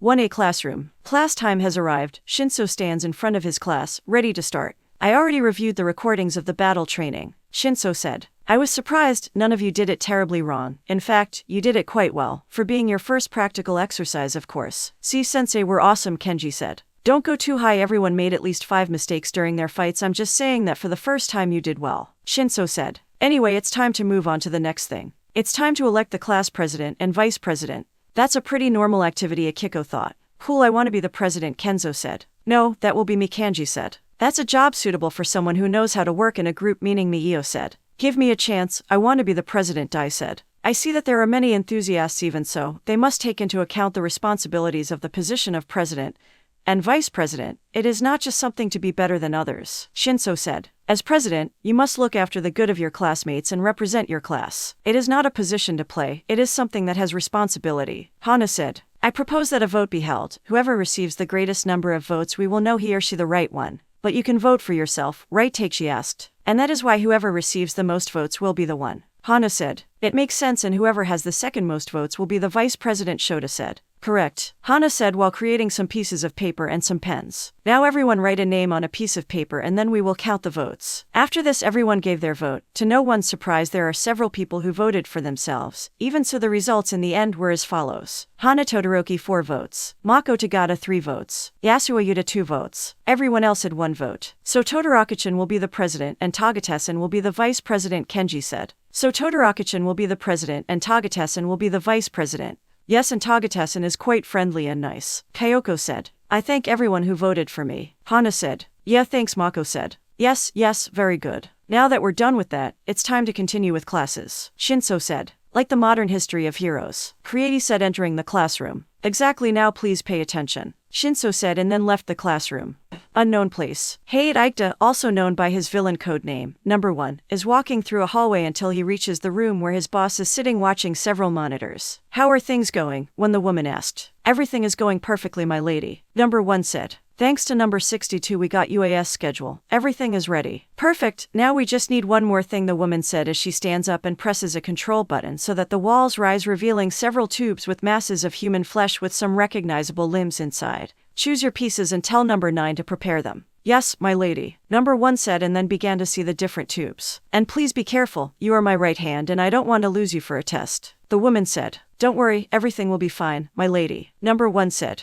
1A classroom. Very good, today we will have a special class, Shinso said to his class. Sensei, aren't we supposed to have hero class with Kade-sensei? Kabuto asked. Yes, but like Brainstorm said, today's class is special, Kota said as he enters the classroom while being accompanied by Uri. Yesterday you all experienced your quirks for the first time in combat. But combat is not the only thing in a hero's job, Shinso said. You have to learn the advantages and disadvantages of your quirks. That is why today we will have a special practice in different simulated environments, Kota said. However, with only 1 teacher and 20 students it would be very time-consuming. That is why Brainstorm and Time Nurse will help me today, in addition to a special guest. Today you will learn how to use your quirks in different scenarios, Uri said. And you're in luck because you will be the first to try the new building that was approved. Kota said. Now change into your suits and we'll meet you at the bus in 5 minutes. After Kota says this, everyone quickly gets up and takes their briefcases to go change. Alright, let's go, Kota said. Once everyone is on the bus, the journey to the new building begins. I'm excited, Kenzo said. Yes, me too, Kenji said. It will be interesting to see what they have in store for us, Haikyuu said. For her part, Akiko is talking with her friends but then someone talks to her. Excuse me, Nagata-san, do you mind if I ask you a question? Isamu asked. Technically you already asked me a question but I guess it's okay, Akiko said. During our fight I couldn't help but notice something. Your quirk is similar to Deku's, at least his superpower quirk, Isamu said. This question made everyone focus on her. That's actually a very good question, Kimiko said. I knew this question was going to appear sooner or later, although I'm surprised it took so long to ask me, Akiko thought. Well, that's because it's actually Deku's quirk, so to speak. What do you mean by that? Everyone, except Ryuko, Hana, and Dai, who Akiko had already told them the excuse, said in surprise. That's because my original quirk is called replica. I can replicate someone's quirk just by touching him or her, Akiko explained. I can use the quirk that I replicate for as long as I want, but I can only replicate one quirk at a time. If I replicate another, I lose the previous one, Akiko said. So you could replicate our quirks, Mai asked. Only if I want it that way, that is, I can touch you and not replicate your quirks, Akiko said. But how could you replicate Deku? Zio asked. Deku saved me once and when he did I was touching him and I accidentally replicated his quirk, Akiko said. And the reason why I haven't replicated others is that I want to check something. And what is it about Shota? As you know, Deku has several quirks. I was wondering if in some way, by replicating his quirk I also replicated the others he has, since in theory I only replicated that of a single person, Akiko explained. That makes sense. That would be cool, Ren said. How lucky you are, Mai said. Having the quirk of the number one hero. It must have been difficult to control it, Io said. More or less, I don't know why, but I have always been able to adapt easily to things, Akiko said. Like I said, lucky, Io said. Alright, socializing time is over, we have arrived, Kota said. Upon hearing that, everyone begins to leave the bus. When Akiko leaves, she does not notice that Yasuo is watching her. Maybe you are worth watching, he thought. When leaving the bus, everyone looks at the building. It is a simple building, square in shape and with a glass dome on top. We have arrived. Welcome to Adaptive Training Camp, or ATC for short, Kota said. Once inside we will explain how everything works in addition to meeting the special guest. Once inside they are greeted by two people. The first is Mei and the second is a man with white armor similar to that of a knight, and also has engines in his calves. Uncle Tenya is here, Ryuko thought as she recognized the man. Guys, today we are joined by Tenya Ada, also known as the Turbo Hero Ingenium, Kota said. As Water Host said, I am the Turbo Hero Ingenium. I have been asked to assist in today's hero class, and since UA taught me many things during my time as a student, I am honored to now be the one to help teach new things to the new generation. I will do everything in my power to, Ingenium said while making strange movements with his hands. You talk a lot, Tenya Mei said, interrupting him. I was trying to give an inspiring speech, Ingenium said. Can we continue? Shinso asked. Yes, of course, Ingenium said. I apologize for delaying class. Anyway, we are also joined today by Miss Maeda. Some of you may already recognize her as the teacher in charge of the Department of Support, Shinso said. She accompanies us today since she was the main head at the time of creating this building. This is my second best baby so far, Mei said. Although nothing can surpass baby number one, right, Tenya? No comments, Ingenium said. Anyway, the ATC is a building with the ability to adapt its interior. Right now it seems like a simple empty space, but all the magic is underground. This complex has several floors down in which there are multiple completely adaptable scenarios, Kota explained. We can create obstacle courses, a fire scenario, floods and many more things in a single building which can be adapted mid-training. That is why here all of you will know your weaknesses and your abilities and quirks. You will know what the best scenarios are for you and how to adapt to the worst ones for you, Shinso said. We will be supervising your training as well as taking notes of your performance, Yuri said. We will also make sure that everything happens correctly and no one gets hurt, Ingenium said. Since no one has been trained yet, as this is the first time this building is being tested, Mei will be in charge of supervising everything in the control room. Now we will divide the group into 4 teams of 5. Each team will be supervised by one of us, either me, Time Nurse, Brainstorm or Ingenium, Kota said. This way we will be more efficient when working. Now please take a number inside this box that will determine which group you will be in, Shinso said as he picks up a box with several balls inside. Control room. While the teams are selected, in the control room the air seems to break, making the sound of breaking glass. Soon the space breaks like glass and inside this fissure everything shines dark blue. From the fissure emerges a guy with pale blue hair and pale skin. He wears a white shirt, black pants and blue shoes. His facial features cannot be seen since he is wearing a white mask with the red number 62 on his forehead. Are you ready? 62 number 1 said, poking his head out of the crack. Of course, get ready, I'll take care of security, number 62 said. Perfect, number 1 said as he re-enters the crack and it closes. Let the party begin. Number 62 said while touching one of the screens in the room with his hand. It begins to be hacked. Aka number 62. Quirk hacking touch. 62's quirk allows him to access and hack any database by simply touching any device that is connected to it. He can go from just hacking a simple phone to hacking a complete security system. However, this quirk doesn't give him the ability to hack automatically. He has to have the necessary knowledge to do so. I mean, it's time to take this site offline without looking suspicious, number 62 said. I hope you don't ruin it. 1.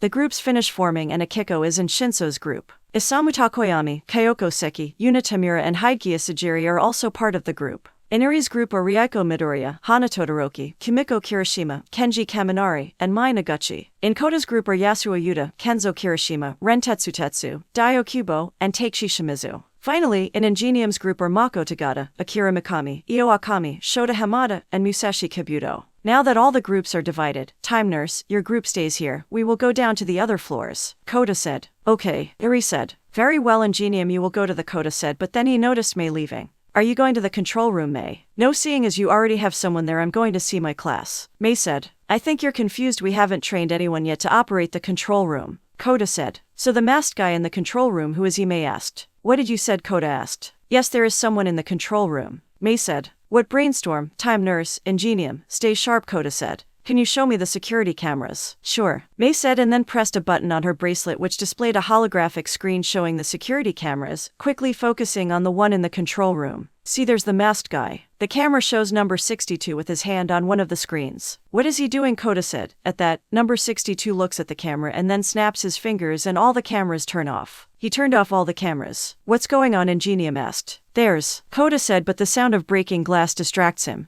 Everyone looks towards the center of the building and observes how a large fissure appears and several masked people emerge from it. Only unlike number 1 and number 62, none of them have numbers on their masks. What is happening? Yuna asked. Villains, Shinso said. Ingenium, water hose. Without wasting time, Ingenium, Shinso and Koda stand in front of everyone, watching the villains emerge from the fissure. Time Nurse, take care of the students, Koda said. I won't let anything happen to them, Iri said. Mei, try to find out what's going on, Ingenium said. Right, Mei said while trying to access the place's controls from her laptop, which she was carrying on her back. As the villains finish leaving, number 1 comes out of the fissure. Greetings, as you can see we have taken over the installation, so please give up. Number 1 said.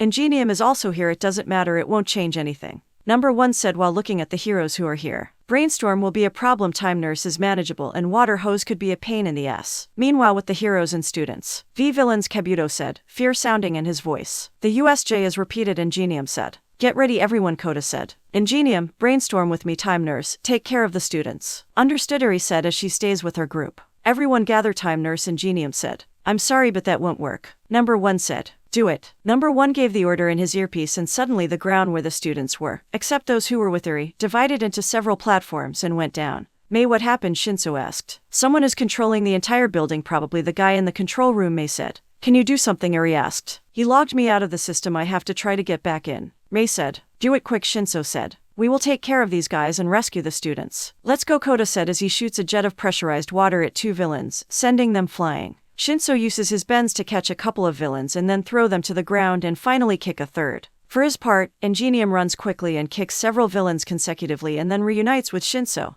and Koda. Alright, let's continue with this, Koda said. Right. Akiko gets up from the ground, still confused by everything that just happened. Villains have just invaded us and now they separated us. Akiko looks around realizing that this is an area similar to a dirt racetrack. This must be one of the training areas. I found one of the villains said, trying to attack Akiko. Akiko quickly gets into a fighting pose, crouches to avoid the villain from grabbing her and then kicks him directly in the jaw, breaking the villain's mask and knocking him down. At that, Akiko notices how more villains emerge from a crack in space, which was created by number 1. More villains, how many people does this group have, she thought. I need to find the others. Several villains tried to attack Akiko but are suddenly trapped by sand. Nagatasan Haiki said, being the one who trapped the villains with the sand from his container. Are you okay? Yes, thanks for the help, Asajirikun. Akiko said. Is there anyone else here with us? From what I could see, we from the Shinso-sense group are in this specific scenario. Haiki said. The rest were sent to others, except those who formed Time Nurse Sensei's team. They are still with our teachers and Ingenium.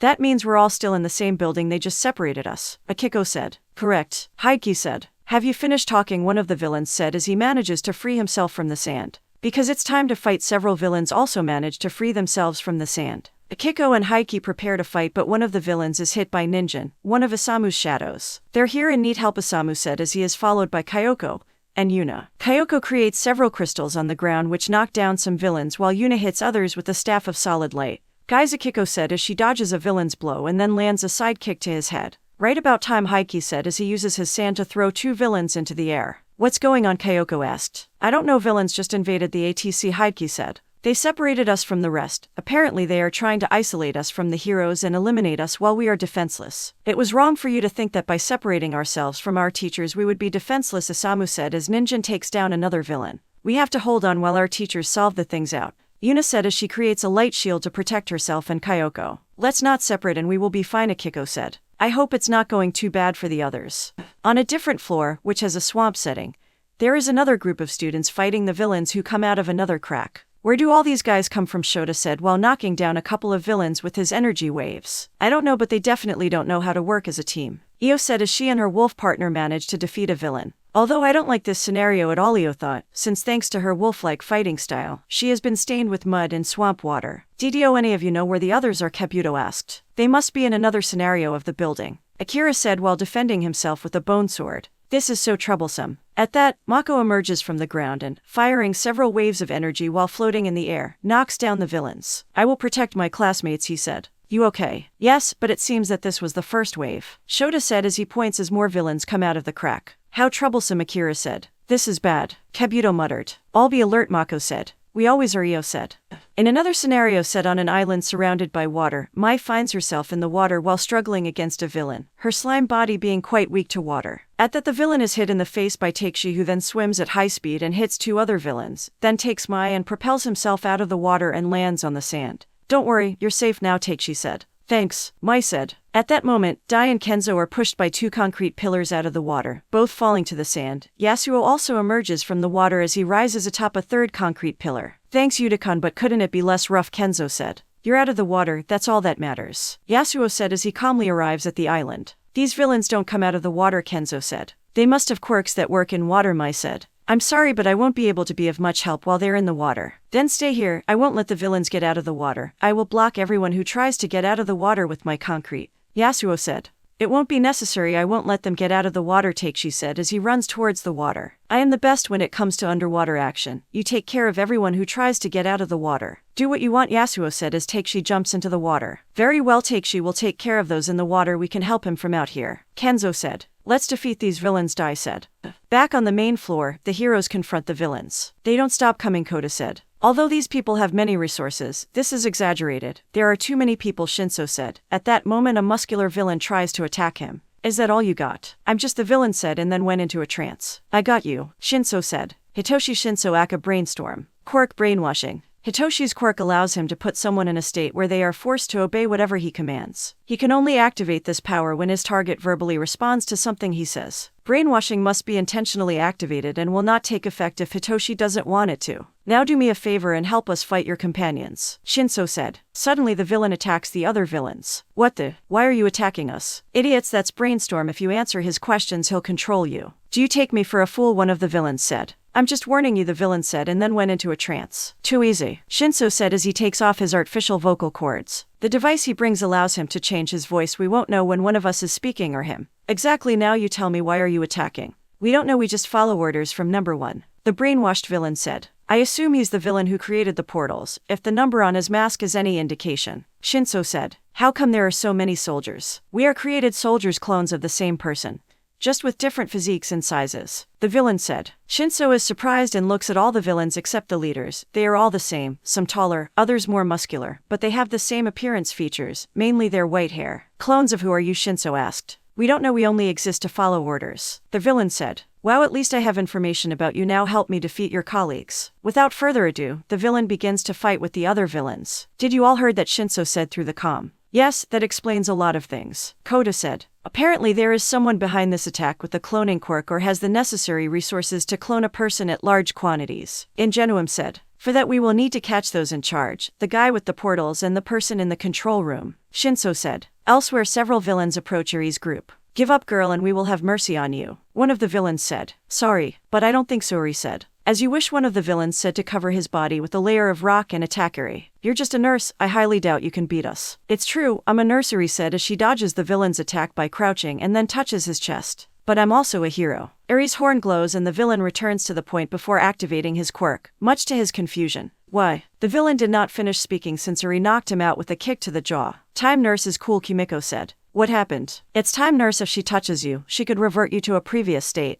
Then we just have to attack her from afar, another villain said while pointing his fingers at Eri. Yes, you could do that, but... From one of her bags, Eri takes out a bandage identical to Shinso's. I have taken measures for that. Eri uses the bandages to catch the villain's arm and pull him towards her and then knock him out with a kick to the face. Dad taught me some tricks, Eri said as the bandages surround her waist. Several villains attack Eri at the same time. The girl begins to dispatch them one by one. But suddenly one grabs her right wrist. If you don't touch us with your palms, you won't reverse us, right? The villain said. Eri tries to attack the villain with a kick, but another grabs her leg and then two more grab her free leg and wrist. Now you are helpless. The villain is about to attack her, but a burst of fire sends him flying. You are not alone, Sensei, Ryuko said. She was the one who attacked. At that, the villains holding Eri's legs are knocked down by Kimiko, and Ren with a punch, hardened in the case of Kimiko, and metallic in the case of Ren. We will help you, Kimiko said. Hell yeah, Ren said. The last two villains are knocked down by Hana using a metal rod and Kenji, who attacks the villain with a sound wave. Thanks, Eri said. Mei, how much more time do you need? Almost ready, Mei said. Done. Okay, get the villains out of here, Eri said. I can't do that just yet, Mei said. What, why not? Eri asked. Watch out, more villains, Hana said. Eri-sensei, you go talk to Mason. We will contain the villains, Ryuko said. I can't do that, Eri said. Don't worry about us, we are strong, Ren said as he and Kimiko beat up a couple of villains. We are UA students, we can do this, Hana said as she creates flashbang grenades and throws them at the villains. Once the villains are temporarily blinded, Ryuko and Kenji attack them with a combination of fire and sound waves. As you can see, Sensei will be fine, Hana said. All right, Eri said as she approaches Mei. What's going on? I still can't regain control, but I found a way to circumvent the system and send an emergency message, Mei said. But you can only send one to one person. If we try to send more, they can discover us. And if we try to send a message to several people at the same time, the same thing will happen. So we have to think carefully about who we will send a message to, Eri said. And I already know who to send it to. Perfect, the laptop is all yours, Mei said. Taking everything into account, he is the best option, Eri said. Meanwhile, elsewhere, the hero Deku has just finished patrolling and is ready to return home. He just needs to go to his agency and change out of his suit into his casual clothes. Pretty calm day. I wonder how Ryuko and Akiko are doing. Just then his phone rings, the arrival of a message. Deku takes the phone and smiles when he sees who it is. A message from Eri. However, upon seeing the message, his look changes to a serious one. The message has Eri's location and the text. Villain attack, need help. Without thinking, Deku puts away his phone and jumps in the direction of UA. The USJ is repeating, he thought. Back at a TC, number 1 observes the battle. Everything is going according to plan, he thought, and then ducked to avoid Ingenium's kick. Ingenium, it's great to see you here. What do you think you're doing? Ingenium said. Attacking UA, isn't it obvious what I'm doing? Number 1 said. Your attack ends here. Ingenium attacks 1 with a kick and knocks him down. Ingenium immobilizes 1 on the ground. It was to be expected from someone who shares a generation with Deku. Number 1 said. You're great, Ingenium. I don't need you to flatter me, villain. You will go to the jail, Ingenium said. How funny, but I don't think so. At that point, a giant fist comes out from the portal that is still open and hits Ingenium to free 1. Since the main show is just going to start. In the fissure portal behind 1 comes what can be described as an abomination. A human body more than 2 meters high, completely deformed and disproportionate. Said human has white hair, 3 eyes, 2 small on the right and 1 large on the left. His chest is muscular, too much, contrasting with his skinny legs. The monster has 4 arms, 4 small ones of human size and 2 large common ones which he uses to stand up to walk. It also has 4 legs, but 2 of them are underdeveloped and hang from the monster's hips. Ingenium, meet my chimera, number 1 said. Now Chimera attacks the heroes. The chimera lets out a roar, which sounds like agony, and attacks Ingenium. Ingenium jumps and dodges the blow, but it creates a crater which, with the wind generated by the blow, sends Ingenium flying, removing his helmet in the process. That thing is fast and strong. It reminds me of the Namu, Ingenium thought. Ingenium, Shinso said as he traps the chimera's large arms with his bandages. What is this thing? The chimera, with its enormous strength, resists Shinso and, using the same bandages on its hands, smashes Shinso against the ground next to Ingenium. Brainstorm, Ingenium said. The chimera charges at them but is stopped by 2 jets of pressurized water. Yuck, what the fuck is this thing? Kota said. I don't know, the leader called it a chimera, Ingenium said. Seeing how it looks, that name makes sense, Shinso said, getting up from the ground. It doesn't seem to have a mind as such, so I won't be able to control it. Then we'll have to fight, Ingenium said while starting its engines. Let's go. Shinso and Kota quickly jump into action. Shinso traps one of the Chimera's arms with his bandages while Kota creates 2 water whips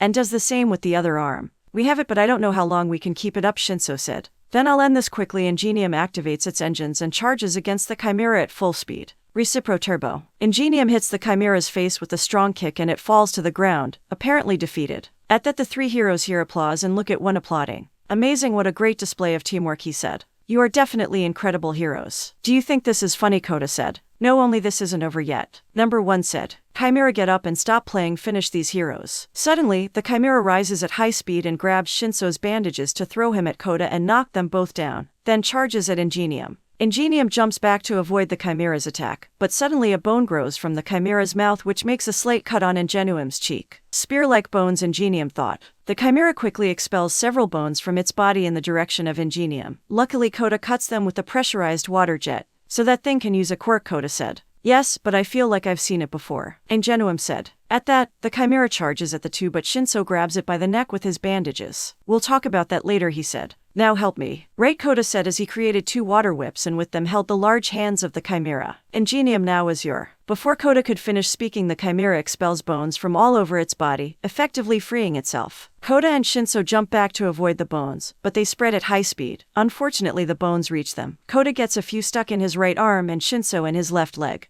Taking advantage of the fact that Shinso's leg was injured, the Chimera attacks him. Luckily, Ingenium arrives in time to take Shinso and take him out of danger. That was close, Shinso said as Kota joins them. This thing is strong, Kota said. It reminds me a lot of the first Namu, those who lacked intelligence, Ingenium said. At that, the 3 notice that one of the 2 large arms of the Chimera begins to swell while the Chimera points said arm at them. Watch out, Ingenium said, but it was too late. The 3 are knocked down by a gust of wind. What was that, Kota asked. Did he do that with just the pressure of the air and his strength, Shinso asked. No, I saw his arm swell. That was definitely another quirk, Ingenium said. It has 2 quirks, Shinso said. It's been a while since I've seen something like this. The Chimera roars and charges at the most injured of the 3. Shinso, Ingenium and Kota try to help, but they are also tired. However, before the Chimera hits Shinso, something breaks the ceiling and falls right in front of the Chimera, stopping the blow. You really are a strong one, aren't you? When the dust clears, Deku can be seen holding the Chimera's fist as if it were nothing. But this is all over now. Everyone will be fine now. Because I'm here.